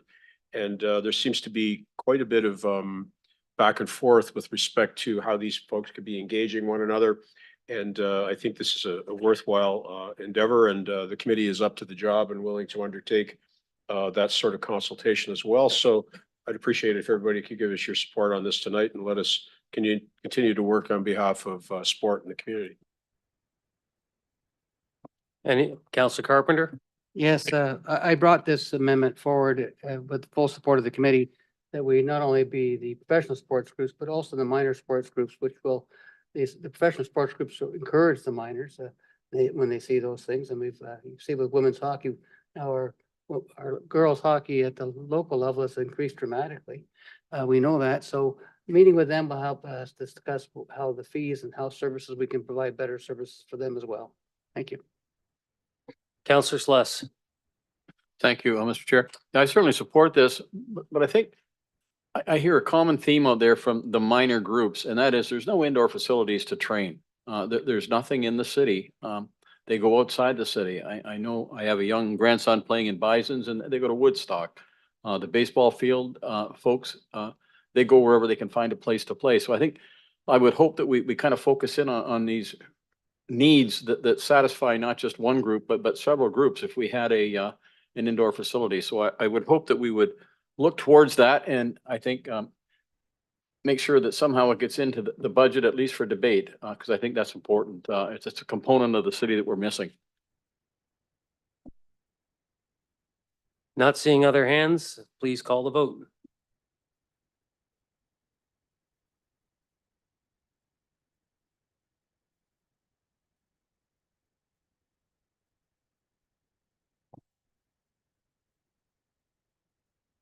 Item 713 carries on a recorded vote of 11-0. Those councillors voting in favor, Councillor Ventilbor, Samuel, Hunt, Carpenter, McCurry, Martin, Celeste, Caputo, Sullivan, Scully, and Mayor Davis. Thank you. Mayor Davis, 7.1.4, you asked to be separated? Yes, I did. Thank you very much, Mr. Chair, and through you. This is the section titled Bylaw Restrictions for Copper and Metal Theft Occurrences, commonly called a scrap metal bylaw. We had this come before us, I think it was then November, December. It was deferred at that time because there were certain sections of that bylaw that was proposed in the fall that a recent court decision in Alberta indicated was probably not appropriate. And in particular, that part of the bylaw that essentially had the bylaw assisting police in investigating scrap metal thefts and giving the police access to information other than through search warrant provision. So that's completely removed. And we focused on what it is we're really trying to deal with here, and that is to not assist the police investigating crime, but in suppressing a crime that's having an outsized impact on the health, safety, and welfare of our residents. And that in particular is the type of metal, the type of theft that we're seeking to restrict and prohibit is essentially scrap metal. It's things like a manhole cover. It's things like bronze memorial markers, bronze markers on funeral tombstones. It's things like copper tubing that you'd find in air conditioners, it's copper piping, it's copper wiring. And what this bylaw does is it restricts and prohibits the ability to deal in certain types of metal and also eliminates the ability to do transactions with cash. And so why is that being done? It's being done because that type of theft is having a dramatic impact on the health, the safety, and the welfare of many individuals in our community and many businesses. I'll give you an example. For example, if someone's car is stolen, it's a great inconvenience to that person, but usually the impact on them is monetary. It's the value of their vehicle, or if it's insured, it's their deductible. It doesn't have a huge impact on their health or their welfare. But the type of scrap metal thefts we're talking about can't. For example, a manhole cover. The manhole cover is gone. Can you just imagine what that can cause? The kind of havoc that can cause, the kind of type of accidents and injuries that can cause. Or think about that bronze memorial. It could be a historical memorial. It could be more likely some kind of bronze marker on a funeral marker. Just imagine how that can traumatize the surviving family members. Then you can have copper tubing, copper piping, stolen out of a home or stolen out of a building that's being constructed and causing flooding that creates hundreds of thousands of dollars of damage. It could be wiring that's being torn out of a construction project or a home and causing a fire, and thus endangering the life and safety of residents and businesses. It can also, much of this trade we know is having an impact. It fuels the drug trade, much of it. And so allowing for cash transactions, easy cash through scrap metal helps fuel the drug trade. And that has an outsized impact on our community. So the purpose of this is not to help the police investigate a particular crime. It's helping to suppress the type of crime that's having a major impact on the health, safety, and economic well-being of many individuals, families, and businesses in our community. And I think calls out for us to take this kind of action. I'd also suggest to you this is part of a process we've been following over the last 4 months. It began with a panhandling proposal where we're not prohibiting panhandling because you can't under the Charter of Rights, but you'll be seeing in the spring a promotional program that'll discourage panhandling. I'll go a second speaking opportunity. Yeah. Any other questions? Councillor Martin. Thank you, Mr. Chairman. I fully agree with everything the mayor said. One item that he missed is when they go after cabling, sometimes they'll take out fiber by mistake looking for copper cable. And there was an incident recently where a whole neighborhood lost their internet connection. There was so many people working from home that has huge ramifications through the community. And hopefully that these changes will help discourage that as well. Thank you. I too have one as well. Councillor Samuel and I actually visited one of the local restaurants who had all their air conditioning lines stolen off the side of the building in the middle of the summer, which obviously impacted their business. They wouldn't have anybody sitting and dine because the heat was just unbearable. So I agree with the mayor on this. This needs to be done. Any further speakers? Okay, call the vote.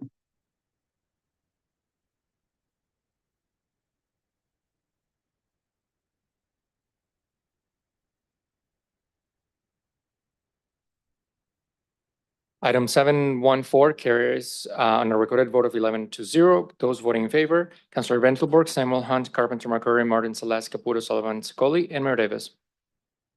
That brings us to 7.2.1. Councillor Hunt, you asked for this to be separated? I did. So first of all, I just thank you to our accessibility coordinator for the update, the status update on our accessibility plan. I wanted to speak specifically to our 2024 projects. So I see that in this year, as in the last quite a few years, council allocates $100,000 for accessibility improvements. And so looking at what is planned for 2024, we don't have, what I would like to see is the funding that goes with these projects, but I'm specifically looking at the farmer's market, bollards to prevent cars from overhanging the sidewalk. And I'm wondering if there's a reason that we have to take that from our accessibility funding, and if that could not be taken from someone else's budget that's got more to do with parking enforcement, for lack of a better word.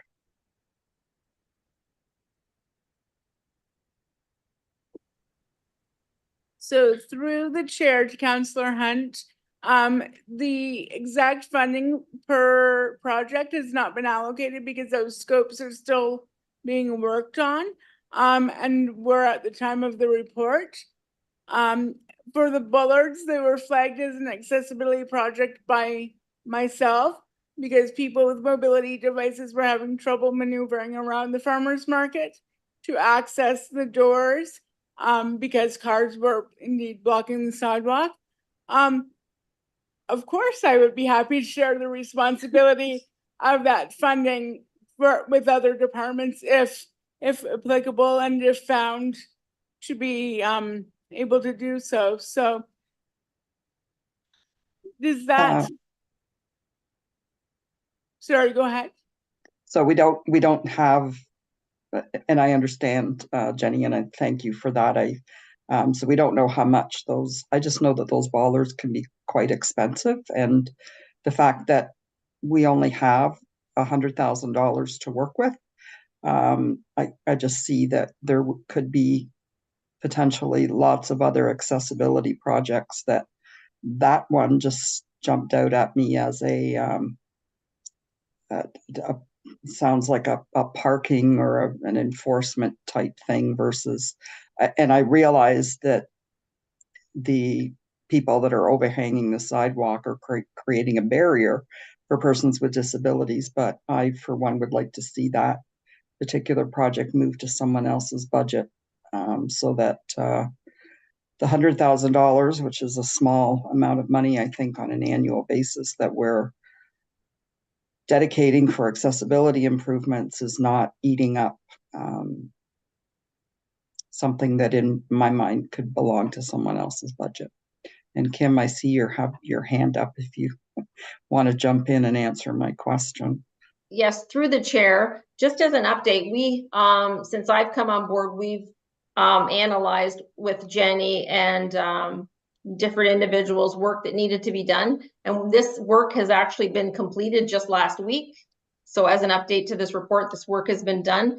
It's around about the $16,000 mark, and we can, with Jenny's blessing, if you want, we can go look now that we know the cost, but we're planning to use existing accessibility money from previous years to fund this. But the work has been completed. Okay. So do you require council direction to go and find another budget to take that out of? I don't believe so. I think we can go through and Jenny and I can have a conversation, see if there's existing funds elsewhere, if that's what you require.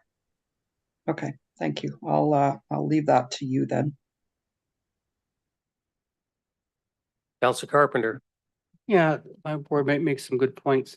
$100,000, that's been the funding for the last 5 or 10 years. It hasn't increased. So we've 2020? 20 years, I hear from my councilor colleague. Well, this is wholly inadequate. And secondly, isn't it the engineering department's responsibility, any changes or upgrades, that we meet the OADA standards? Through the chair to Councillor Carpenter, the responsibility would fall on a number of different disabilities departments to increase accessibility throughout the city.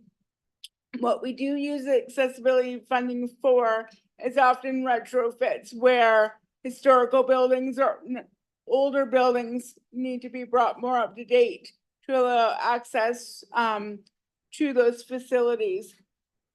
And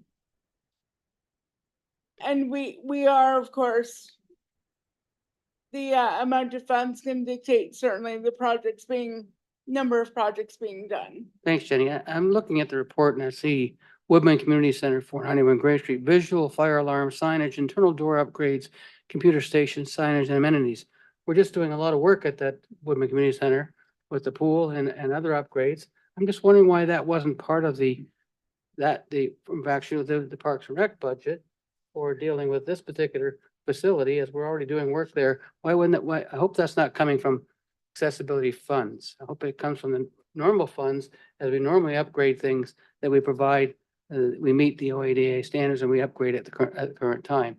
Mohawk Park, 51 universal washroom, something that's required anyways under OADA. We have to meet those standards by, I believe, 2025, if I'm not correct. So that, I don't want to see that money coming from the accessibility minimum, the tiny little bit, $100,000 of funding that goes on, but certainly from Parks and Rec funding. It's part of their facilities management system. And my board mates making those recommendations now. So when it comes back later on, I want to make sure we see all of these in the budget and in the right departments and the right inspector coming forward next budget process. Thank you. Thank you for everything you do as a committee. We really appreciate your work. Not seeing any other raised hands, call the vote.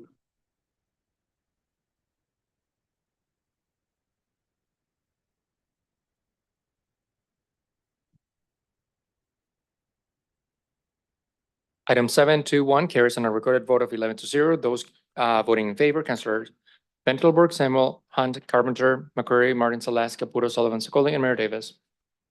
Thank you. There are 4 resolutions on tonight's agenda. Mayor Davis, please state your resolution and your seconder.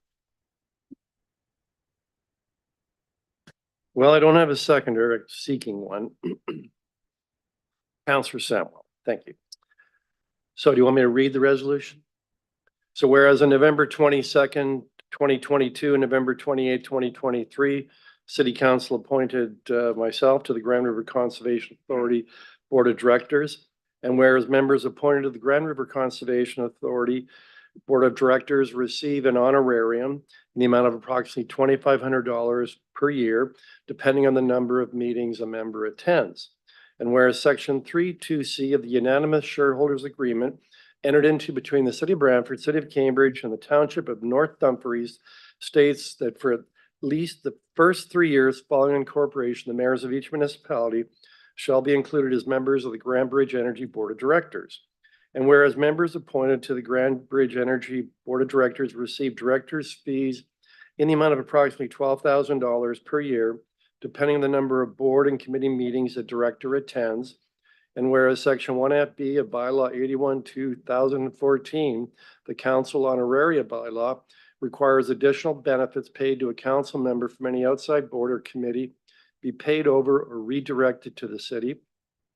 And whereas the mayor requires council approval to redirect honorarium and fees paid for his involvement in outside organizations while acting in his capacity as mayor of the City of Brantford. And whereas the redirection of said honorarium and fees hopefully will substantially benefit several local charities. Now therefore be it resolved that any director's fees the city receives in 2023, as well as any fees being received in 2024 from Grand Bridge Energy for Mayor Davis's participation as a director, be redirected as follows: 25% to the Community Resource Center, that's a Brantford Food Bank, 25% to the Salvation Army, 25% to Rosewood House, and 25% to the Why Not Youth Center. And B, that any honorarium that the city received in 2023, as well as any fees being received in 2024 from the GRCA for Mayor Davis's participation as a board member, and any additional funds for vice chair, be directed to the Brant United Way. I think the resolution speaks for itself. I think it's a good practice to follow that where we're serving an outside board or agencies that we'd be allowed to do this with council's approval.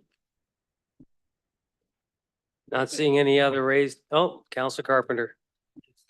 Thank you. When I was on the GRCA, I committed those funds directly to the Seniors Resource Center.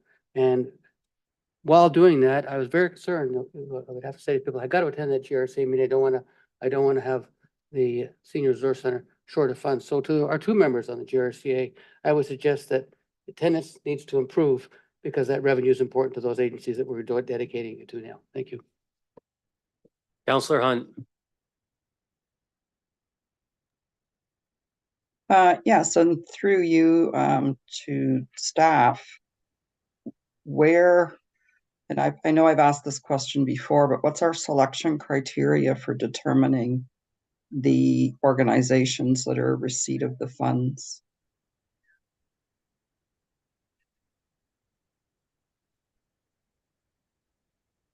Through the chair to Councillor Hunt, this really isn't a staff decision. It is the sole decision of the member of council that's sitting on the committee within the policy where they wish to direct funds if they so desire to redirect them at all.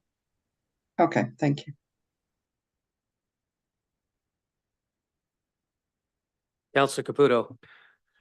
Thank you, Mr. Chair. So in just speaking to that as well as being on the GRCA committee myself, I actually receive a per diem for that, and it is also directed to 50% to the food bank and 50% to Why Not. So and as Councilor Carpenter said, it's mandatory not only to be there to be able to serve on the committee, but to in order to get those finances to put it where they are in place. And I applaud the mayor for his call today and where he's putting the finances, and truly appreciate it and support this wholeheartedly. Not seeing any other hands, call the vote.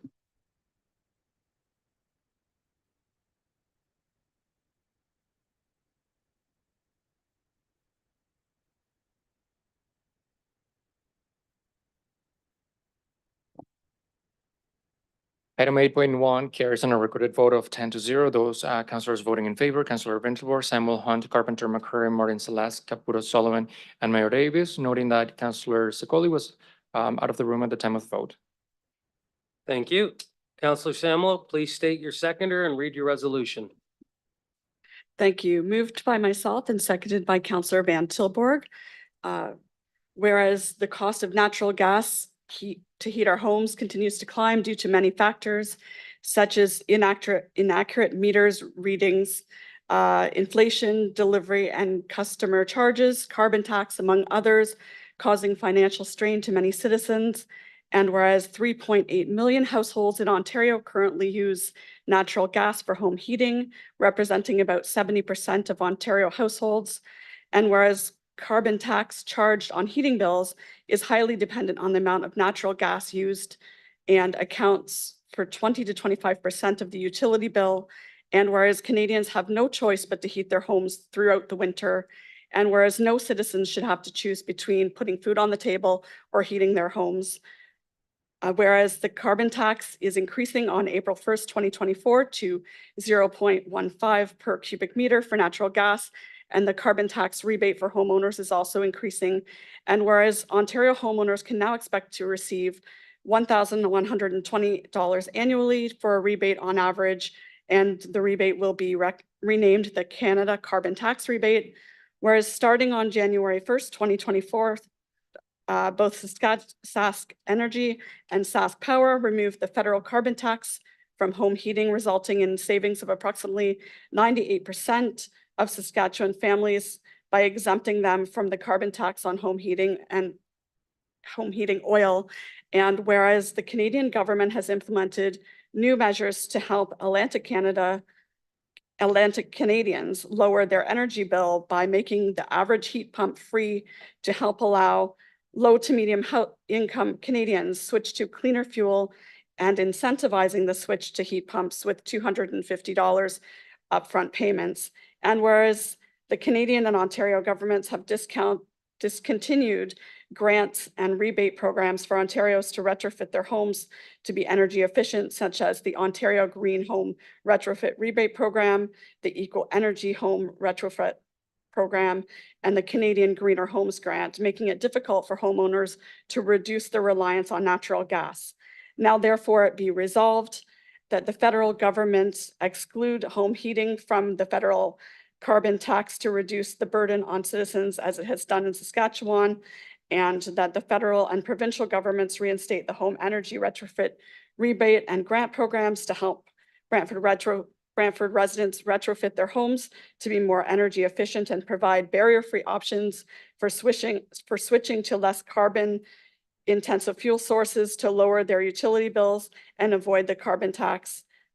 And that the clerk be directed to forward a copy of the resolution to the Federal Minister of Environment and Climate Change, the Honorable Stephen Goebel, and the Provincial Minister of Environment, Conservations and Parks, the Honorable Andrea Cajun, and that the City of Brantford Member of Parliament, the Honorable Larry Brock, and the Brantford Member of Parliament, Provincial Parliament, sorry, the Honorable Will Bouma, and to each municipality in Ontario, and that the mayor of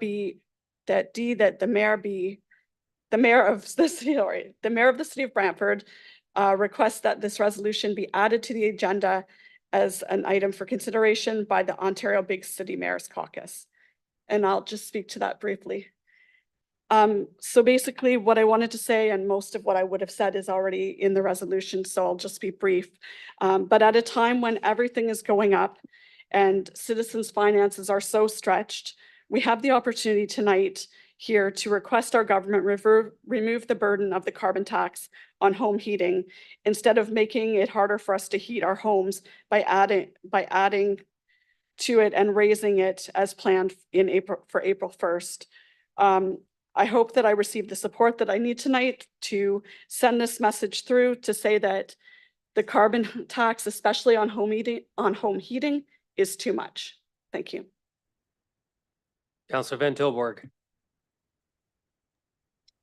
I'm very happy to support my ward mate on this initiative. I've never been a fan of regressive taxes, and the redistribution doesn't always go back to those that are paying those taxes, even though you would think it would. It doesn't work out that way. Not only is a significant number of natural gas users in Brantford, but there's also people that use oil and what have you. And the reason that they use it is because they have to. And what we tend to do is take more money out of their pocket that should be staying in their pocket so that they can make those changes to move away from fossil fuels. And yet the irony here that drives me crazy is that if you are a person that has, say, electric heat, and yet here we are dealing with time of use billing and all these things where you have to have it, and yet they're charging you more and more for those that want to be different. So really everybody in the energy sector is hurting in a different way, and it's the wrong way in my humble opinion. Our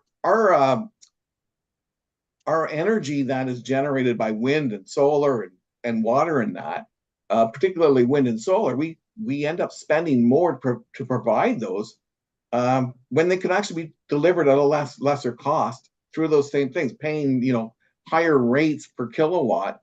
It makes no sense. So I mean, these things that are actually barriers to transitioning into what people would say is electric heat, very difficult to achieve. And I think when you look at communities in both Saskatchewan on the East Coast where they've recognized that needs top what we have to do, we have to find better ways in order to address the problems of climate change. You can't just do it by burdening those on the bottom, because it doesn't matter if you keep adding that tax. You still have to use it. You still have to use that energy. And so taking money out of people's pockets doesn't work. And yet this has been the mindset behind all these activities. Quite frankly, I know people are saying, oh, this checks have come in that. I have yet to see a check, and I'm sure going to have a fun time trying to track down where the check is. But anyways, I just, we do have to do things. We do have to address those issues. But I mean, when you look at what Saskatchewan has done, and they're publicly run corporations that have recognized the needs of their community. You've seen what Atlantic Canada has done and how the federal government says, oh, you're different. Well, we're all not different. We all have to share the same burdens and the same burdens together. It's how you achieve that goal that matters. And I don't think that the way that the government does it is the right way. Like I say, it's a regressive tax that burdens those at the bottom more than those at the top. Not seeing any, Councillor Martin. Thank you, Mr. Chairman. I'll support this. I don't expect anything to come of it. We've seen the federal government absolutely refuse to take it off home heating for natural gas in every province. They only took it off furnace oil because of complaints in Atlantic Canada. So they're playing political games with this carbon tax by giving a rebate or an exemption, a carve out for some, but not everyone. And Saskatchewan has fought back by saying, all right, well, we're not going to collect the tax on natural gas because they have a provincial run natural gas system. They're in a position where they can do that. But the provinces that support continuing with this carbon tax quite often are Quebec and BC, because they're not affected by the federal carbon tax because they have their own scheme in place. And I say scheme because the cap and trade in Quebec is open to corruption. That's phenomenal.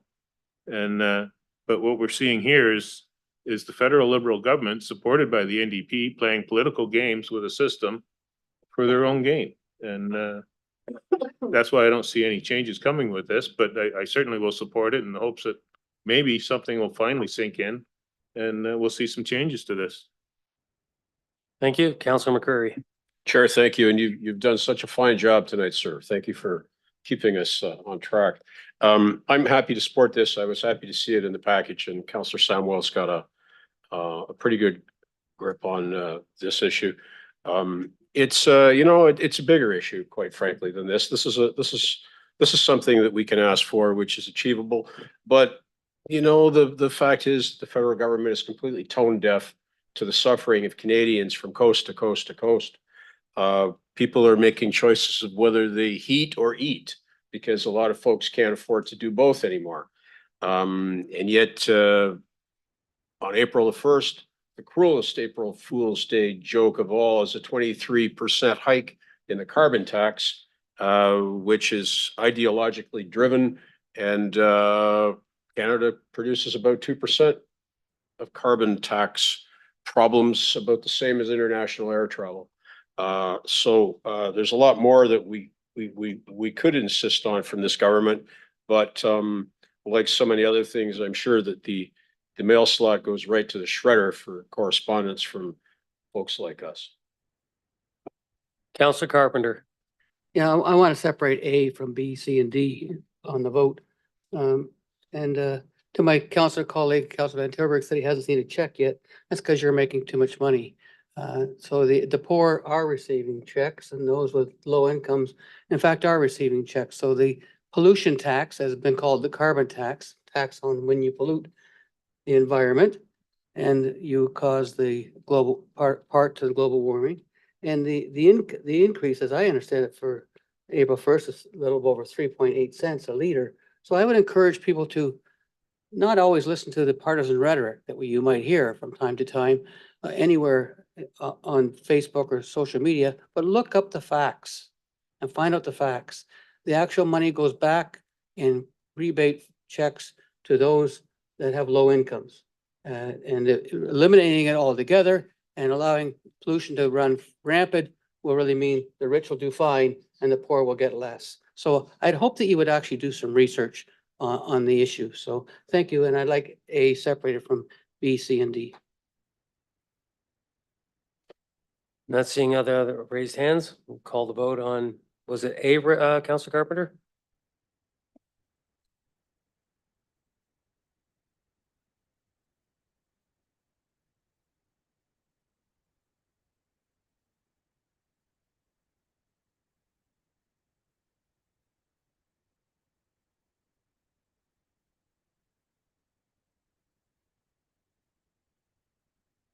The vote on item 8.2, clause A carries on a recorded vote of 10-1. Those voting in favor, Councilors Ventilor, Samuel, Hunt, McCreary, Martin Celeste, Caputo, Solomon, Sicoli, and Mayor Davis. Those voting in against, Councilor Carpenter.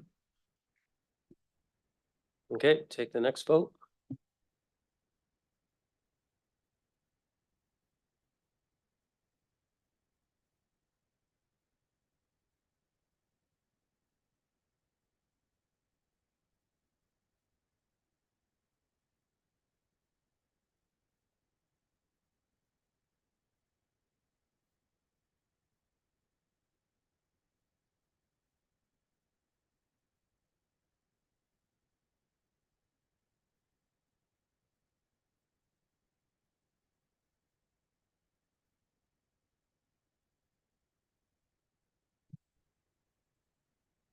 The vote on item 8.2 clauses B, C, D carried on a recorded vote of 11-0. Those voting in favor, Councilors Van Tilburg, Samuel Hunt, Carpenter, McCrory, Martin, Celeste, Caputo, Sullivan, Secoli, and Mayor Davis. Thank you. Counselor Celeste, please state your seconder and read your resolution. Thanks, Mr. Chair. It's moved by myself, seconded by my ward mate, Councillor Caputo. Whereas billboard signage can prove helpful to local businesses attracting patronage. And whereas currently the sign bylaw being chapter 478 of the Brantford Municipal Code regulates the location and number of all billboard signs within the city of Brantford. Whoops, it just jumped on me here. Sorry, Mr. And whereas concerns have been raised that the billboard signs are currently restricted to a maximum of 2 single-sided billboard signs or 1 double-sided bill sign per lot. And whereas there continues to be a need to fully regulate all billboard signs to ensure they are installed in a safe manner and an appropriate distance from property lines, driveways, visibilities, triangles, residential zones, and other billboard signs. Now therefore be it resolved that staff be directed to review comparator municipal billboard sign regulations and best practices, and that staff be directed to report back to Committee of the Whole Planning and Admin in Q2 of 2024 with the results of the research undertaken and potential amendments to the sign bylaw being chapter 478 of the City of Brantford Municipal Code to allow for a maximum of 2 single-sided billboards or 1 triple-sided billboard on any given lot, and to remove the restriction requiring billboard messages to be clearly visible to and within the direct line of sight of pedestrians and motorists traveling along the streets upon which the lot has frontage as specified in Schedule A of the sign bylaw.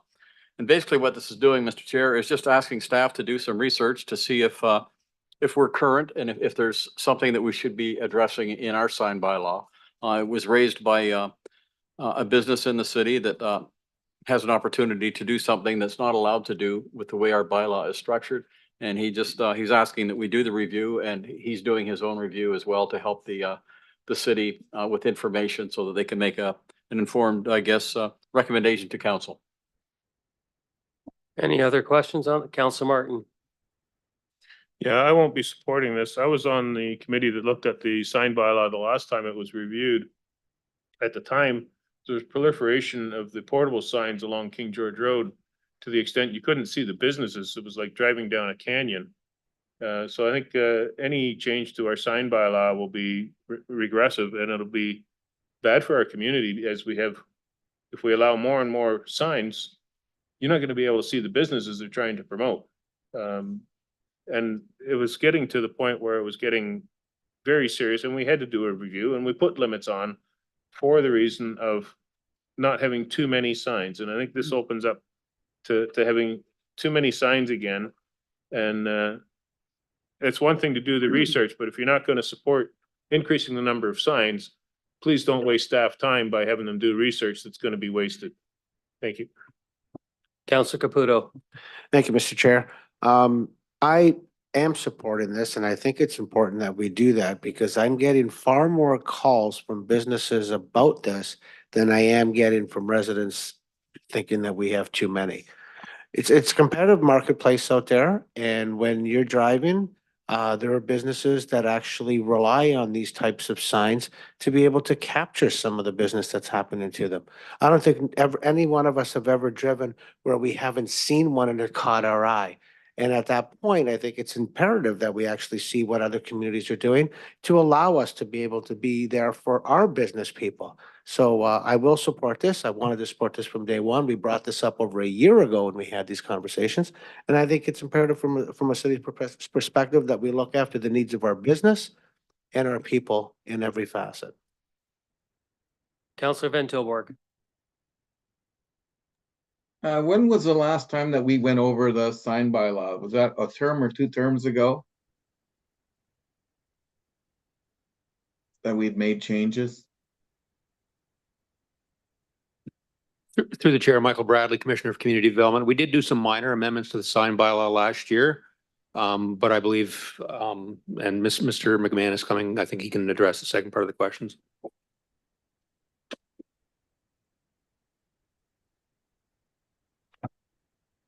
Good evening, Andy McMahon, Chief Building Official. Through the chair, the sign bylaw was reviewed most recently for this particular item, billboard signs. I believe it was late 2022 and early 2023. No, thank you. Yeah, I recall prior to this even, I think the signs can come up of every 2 or 3 terms. And this one coming back to us very soon after just a review. So I won't be supporting it because I think we've hashed through this numerous times. I believe it was hashed through just before I got on council. So I do recall the period that Councillor Martin was speaking to where signs were literally popping up everywhere and had gone out of control. And it just became it became clutter, not it was no longer signage. It was a lot of complaints regarding visibility and became dangerous. So, that's kind of what I recall, and I believe that was even before I was on council because I think it got changed just as I had entered in. And then they've been tweaking. I mean, we have people that we have the inflections of all those bright signs. So we had to go back and chase our tails on a lot of this stuff. So I'm really not looking forward to opening up this can of worms that we've hashed over and over again. I can't see it being better in the long run if it goes back to the way it was. So I don't really want to go down here again. I think we've done this many times over. Councillor Sicoli. Thank you, Mr. Chair, and through you to staff. Have we consulted with the public at all recently on this, and what are they thinking about this? Through the chair to the councillor, we consulted with the public the last time we made amendments to the sign bylaw related to specifically digital billboard signs. There wasn't a lot of feedback from the general public. It was more from the sign contractors. And again, this was just last year that we. I believe it was probably in 2022 when most of the work was done. Okay. All right, again, I think I'm more aligned with some of my colleagues here that I don't know if we really need to review this again. We just did it. I recall this coming up not that long ago, so I'm gonna listen to what everyone else has to say, but I'm more inclined to not look into this again. Councillor Hunt. Thank you, Mr. Chair, and through you to Andy. Is there this resolution is specifically looking at billboard signage, and so can you kind of walk me through if we did a review, did we do a review on all signage, including billboard signage? And if that was just done less than 2 years ago, I'm tending to agree with everybody else. Why would we do it again? Or is billboard signage something that has not been reviewed? Through the chair to the councillor, the resolution that's on the floor is specific to billboard signs and allowing a third face to billboard signs, whereas currently you can only have 2 single-sided signs or 1 double-sided sign. When we did the last review, it was in 2022 specific to billboards and digital billboards. And that one really related more to the distances from intersections and those types of things. Okay, so in your opinion, would this be repetitive, given that it was just done 2 years ago? I wouldn't say it would be repetitive. That's very specific, this request to allow a third face, which was not something that was considered before. Okay, thanks, Andy. Continuing with first-time speakers, Councillor McCreary. Chair, thank you. Was there a committee of adjustment ruling on a similar matter recently? Through the chair, yes, there was. And it was similar to this in that someone was seeking permission to add a third billboard to an existing sign? That's correct. And it was turned down? Correct. Okay. Have we had any issues with the digital billboards with respect to brightness and the impact it has on neighboring residential buildings? Through the chair, I do not have an answer to that. Okay, perhaps we could find that out and let us know before we get to council day. I'd like to be able to support this tonight, but I just can't because it's not as simple as adding a third side to a sign at a corner lot. There are other impacts that this doesn't take into account, most notably the impact on those who live in the region affected by this and the brightness that these things contribute. And I don't believe there's quiet hours for billboards, is there? Do they have to go dark at a certain time? Through the chair, yes, they do. At what time is that, Andy? I believe it is, don't quote me on this, but I believe it's 11 PM till 7 AM. Okay, thank you very much for that. Mayor Davis. And through you, Mr. Chair, to you, Andy, a couple of questions. So the review that was done several years ago, was that not primarily directed to the light intensity of certain billboards? It wasn't a total comprehensive review of our billboard regulatory scheme, was it? Through the chair, you're correct. It really related to the light intensity, the dwell time, those types of things, and then the distances to the intersections with traffic control signals. Right. And so when was the last time that there was like a thorough and comprehensive review of our billboard regulatory scheme to ensure that it's in keeping with modern practices? When did we last do that? Through the chair, I don't have that information. It's, I would say it was probably, at least 10 years ago. Yeah. So what do you believe as a professional? What do you believe is the rationale for one billboard per lot? Which I assume is the current scheme. Correct. That is the current scheme. The rationale, I believe, is that is what the industry practice seems to be through my research. Right. Is there a safety issue? Through the chair, I don't believe there's a safety issue. I think the bylaw, the regulations within the bylaw control the safety aspects of it. Right. But if you have a cluttering of billboards, if you have double the number of billboards on a stretch of roadway, does that not increase the potential distraction factor for drivers? I believe it could.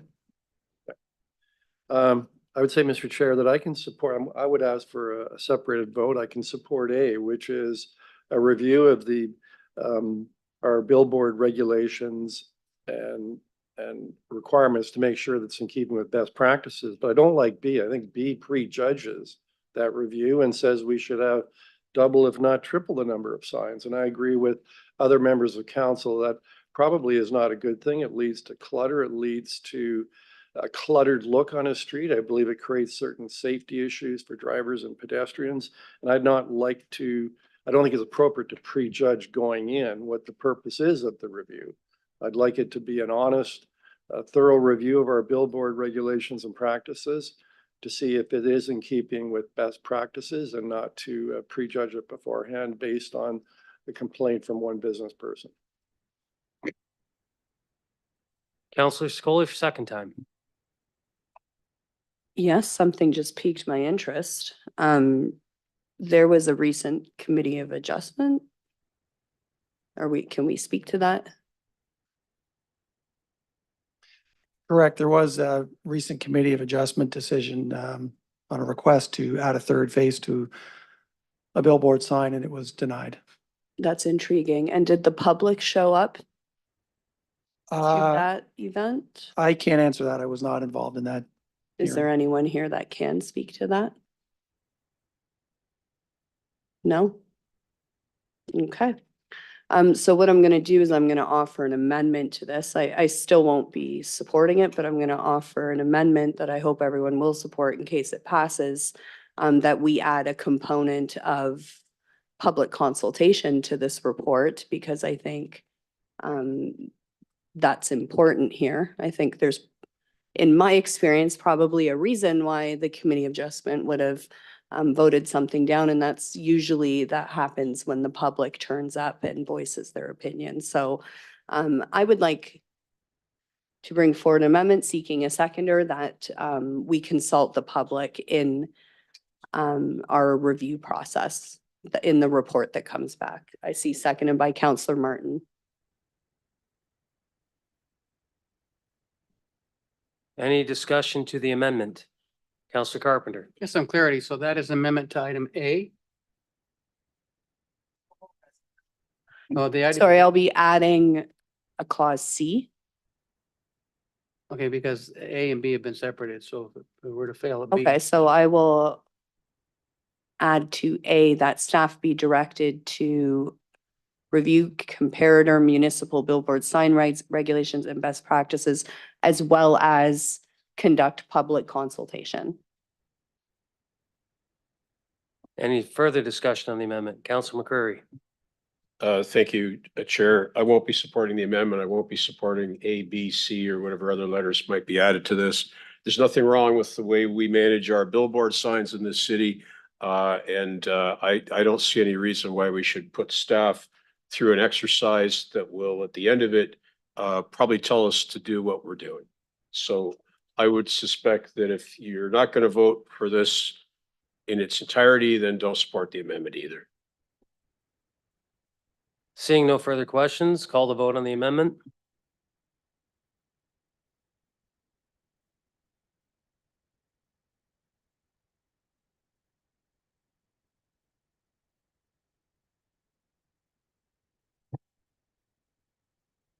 The vote on the amendment carries on a recorded vote of 7-4. Those voting in favor, Councillor Samuel, Martin, Celeste, Caputo, Sullivan, Sokoli, and Mayor Davis. Those voting against, Councillors McQuarrie, Carpenter, Hunt, and Ventelberg. As amended, any further discussion? Counselor Sluss. Thank you, Mr. Chair. We're talking about the Committee of Adjustment, and I know a little bit about what happened there. And the problem that the Committee of Adjustment had was it was a unique situation and they had nothing to compare it to because we hadn't looked around. So that they said no because they didn't know that there was nothing to compare it to. It wasn't addressed in our bylaw. And this is an opportunity to go out to other communities and see if they have something in their bylaws that does address a situation like this. And that's what's being asked for. So it's not to bring a bunch of the black signs back that I think Councillor Martin said you couldn't see way down King George Road because of them. There was just a proliferation of them. And I get that. And that's not what this is about. It's about looking at unique situations, about unique properties that fit into a category that doesn't fit into what we have in a general bylaw. And it's looking at more specific things on, is this possible to do? And does it make sense in a specific place? And are other communities doing it? That's all we're asking for here. Counselor Carpenter to, as amended. Well, I know a little bit about the Committee of Adjustment issue as well, and so this was there was letters written and concerns from area residents about a third sign having light impeding onto their properties and residential properties till 11 o'clock at night. And that's what that was, in my opinion, what swayed the Committee of Adjustment to do the right thing and deny the third sign. So the issue was that the signs went up, you know, having a third sign on it before approval was given to have a third sign. So we're only talking one issue here, but there are lots of other issues, as was said by the proponent. Counselor Van Tilburg as amended. I kind of understand the idea of having a review against other comparators. I still think that it's probably very premature, but if we were to do it, I would say that we would have done the review. After the review, we see it, then we go to the public. I just can't, I just see a little bit of the cart before the horse there. But overall, I think that the concerns that are being voiced are probably pretty accurate today. I don't think we're going to end up in a different place at the end of the day, regardless. So I'm not going to support this resolution any further. Thank you. Okay, call the vote on number 8, A first, letter A. So this will be the vote as amended for clause A.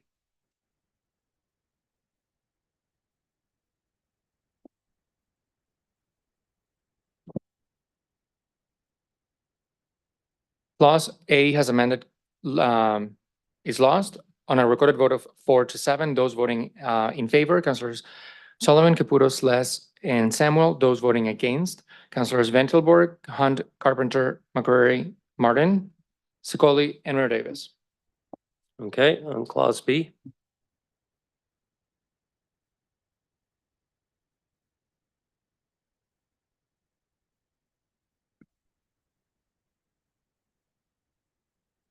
Clause B is also lost on a recorded vote of 2-9. Those voting in favor, Councilors Caputos, Les, and those voting against, Councilors Ventilborg, Samuel, Hunt, Carpenter, McCreary, Martin, Sullivan, Secoli, and Mayor Davis.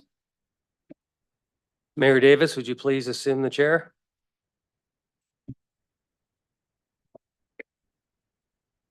So we have one notice of motion on tonight's agenda.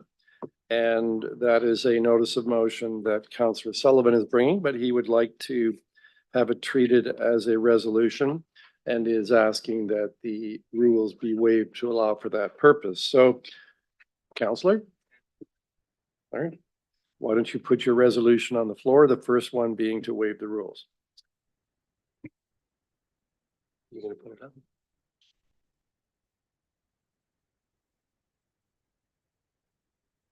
Moved by myself, second by my ward mate, Councillor Secoli, that section 15.11.6 and 15.11.7 of chapter 15 of the City of Brantford Municipal Code be waived in order to introduce the following notice of motion as a resolution and to deem it urgent. Whereas the City of Brantford establishes the names of roadways within the city and assigns address numbers, and whereas the purpose of street naming and property numbering is to ensure that properties can be easily located by emergency services, the public, businesses, and utility companies. And whereas a street named Longboat Run runs from Hunter's Way to Conklin Road before continuing as Longboat Run West from Conklin Road to Giuseppe Drive.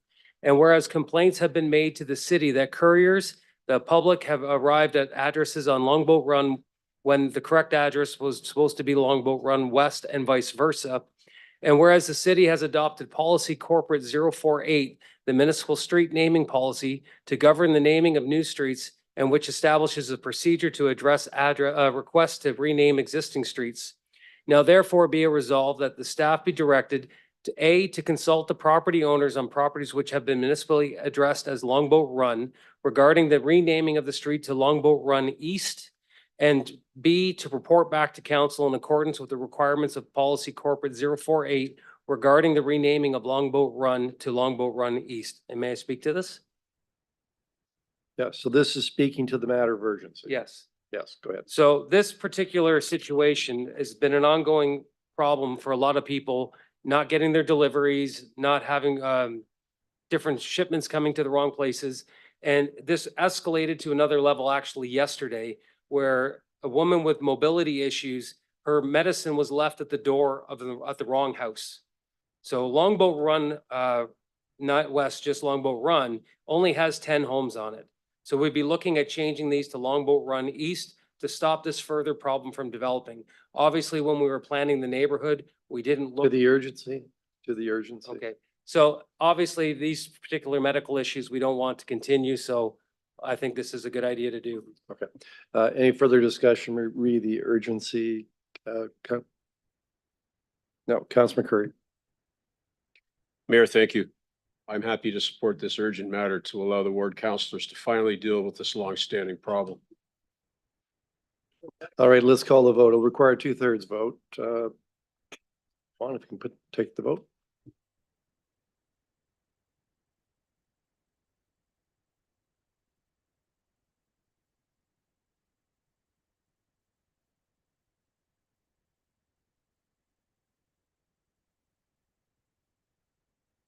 The motion to waive the rules carries on a recorded vote of 11-0. Those voting in favor, Councilors Ventilborg, Samuel, Hunt, Carpenter, McCreary, Martin, Celeste, Caputo, Sullivan, Secoli, and Mayor Davis. Councilor Sullivan, you put your resolution can now go onto the floor. You don't have to read it again, but please state the title and your seconder. Thank you, Mayor Davis. Renaming of Longboat Run to Longboat Run East, seconded by Councilor Secoli. Any discussion on the merits of the resolution, Councilor Martin? Thank you, Mr. Mayor. I'll be supporting this fully, and I'd like to offer an amendment that I hope will be accepted as friendly. And that would be item C, that if this proves successful, that staff look at doing the same treatment to Morton Ave. And just speaking to that, we have the same problem with Morton Ave, and it's compounded by the fact that one side of West Street is residential and the other side is industrial. So we end up with transport trucks going through a residential neighborhood. And if this solution is effective, it'll help to alleviate that concern on Morton Ave. So friendly? Does anybody object to it? I do, Mr. Mayor. It doesn't have anything to do with it's very separate and it should be dealing with one at a time. The member can bring forward a resolution of his own. Well, you can bring forward it as amendment. It's not being accepted by the unanimous consent of the assemblage, so you'll have to put forward a formal amendment. Well, I believe Councilor McCurry will second my amendment. If staff need me to reiterate it, I can, but hopefully they got it. Okay. Any discussion on the amendment? Yes, Councillor Sluts. I don't know whether staff can comment, but in the past, when there was a street name change, the city had to assume the cost of stationery and the like of the affected properties when they were renamed. Is that a policy?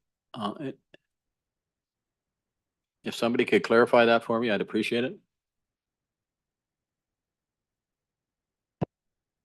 Through the chair, I believe that is the policy. I'm just reviewing it now, so. Okay. So I think if that's the case, there's a cost to this and it should be identified, the source and a number.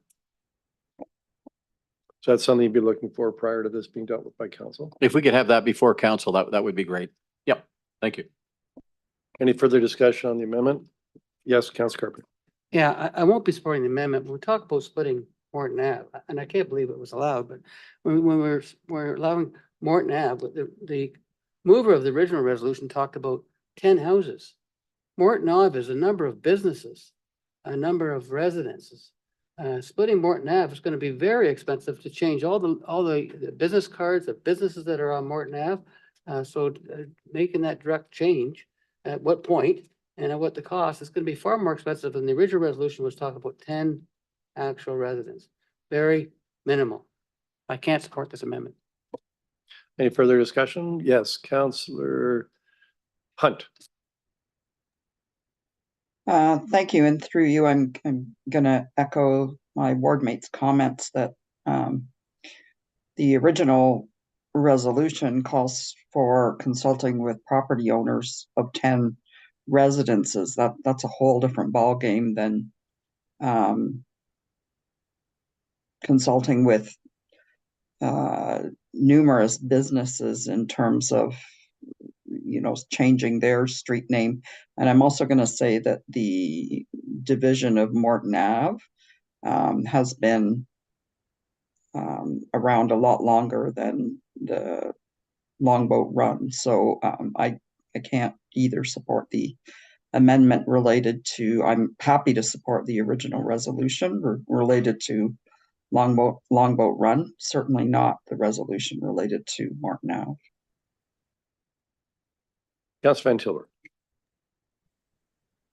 So if this was followed through with it's the Morton Ave, the first part I'm fully in support of.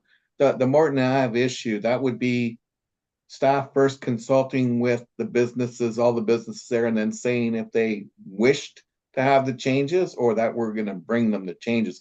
How does this work? Question for staff. Through the chair, there's a process that's laid out in the policy, and it says that we would send letters to the impacted property owners. We post it on the website, that we posted in a local newspaper if that's appropriate. And then we would report back to council with a summary of any input received. So, you know, it would be council's final decision based on the public input that's received. So. Okay, thank you very much. I just, you know, Morton Ave has been around a very long time, very strong industrial area. And on the other side's a residential area, and I think it's pretty obvious to anyone there can always be, there's always one that does something stupid and goes the wrong way. But that's not unusual for many streets in the city of Brantford that have a residential and industrial component. I just can't see that as enough at the moment. I'm not aware of any prior complaints from the business about not receiving stuff and things like this. So I think they're apples and oranges. So I'm going to not support the amendment. Any other speakers? You've already spoken once, have you not? Yes. Well, I get to speak once before you get to speak twice. Okay. I'm going to support this on the basis of listening to the ward councillors, dealing with an issue that is of longstanding concern in their ward, and I'll trust that they know the neighborhood very well and what it is that the residents want. But because this resolution doesn't in fact have the name change taking place in a week now at City Council, what it really does is trigger off and commence the policy or the procedure that we have in corporate policy number 48, which will then set off a consultation process with the neighbors, and could well be that consultation process proves out what the ward councillors say the situation is and what it is that those who live in that street want, or perhaps will indicate that no, it's going to be too much of a problem, and then we can decide not to approve it. I would expect that the same process for Longboat Run will confirm that it needs to be done and needs to be done as quickly as possible. So I'm prepared to support the amendment. Second time in the amendment, Councillor Martin. Thank you, Mr. Chairman. The situation with Morton is Morton Ave East is the industrial area, so there wouldn't be a change there. The change would be to Morton, changing Morton to Morton West, which is the residential section. So there wouldn't be the huge expense of changing business cards and stationery for businesses, because their street name won't be changing. They'll stay Morton Ave East. And we had a situation where we had an infill house going in on Morton, and their items were delivered to Morton Ave East, where there's one duplex on Morton East, right near West Street. And the individual that received the delivery resold the items, and the person who had ordered and paid for them was out some significant money for items that were delivered to the wrong address. So I think this will go a long ways towards that. And as Councillor Van Tilburg said, you know, occasionally you have someone stupid doing something stupid and driving a transport truck through a residential neighborhood. Well, from what I'm hearing from residents, that happens quite regularly. So it's not just one stupid person, it's several. And what happens is they put in their GPS, Morton, and don't bother adding in the east. And so it takes them to Morton West by default, and you end up with transport trucks going down residential streets, which is totally unnecessary and is a great irritation to the neighbors in that area. And also some of the side streets, because then they pick a side street to turn around and get back to West Street to get where they need to go. So it's not just the residents on Morton that are affected by this, it's everybody on that side of West Street. So I'd really appreciate if council could support this amendment. Thank you. Councillor Curry.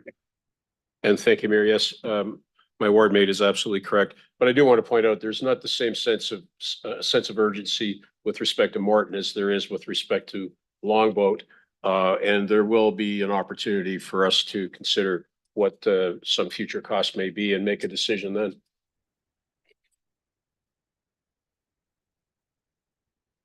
All right, so we'll take the vote on the amendment.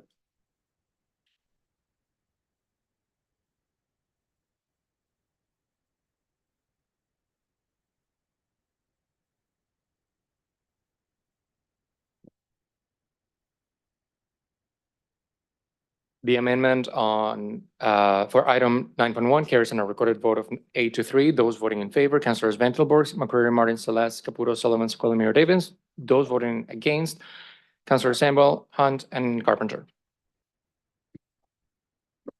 So any further discussion to the resolution as amended? No, we'll call the vote.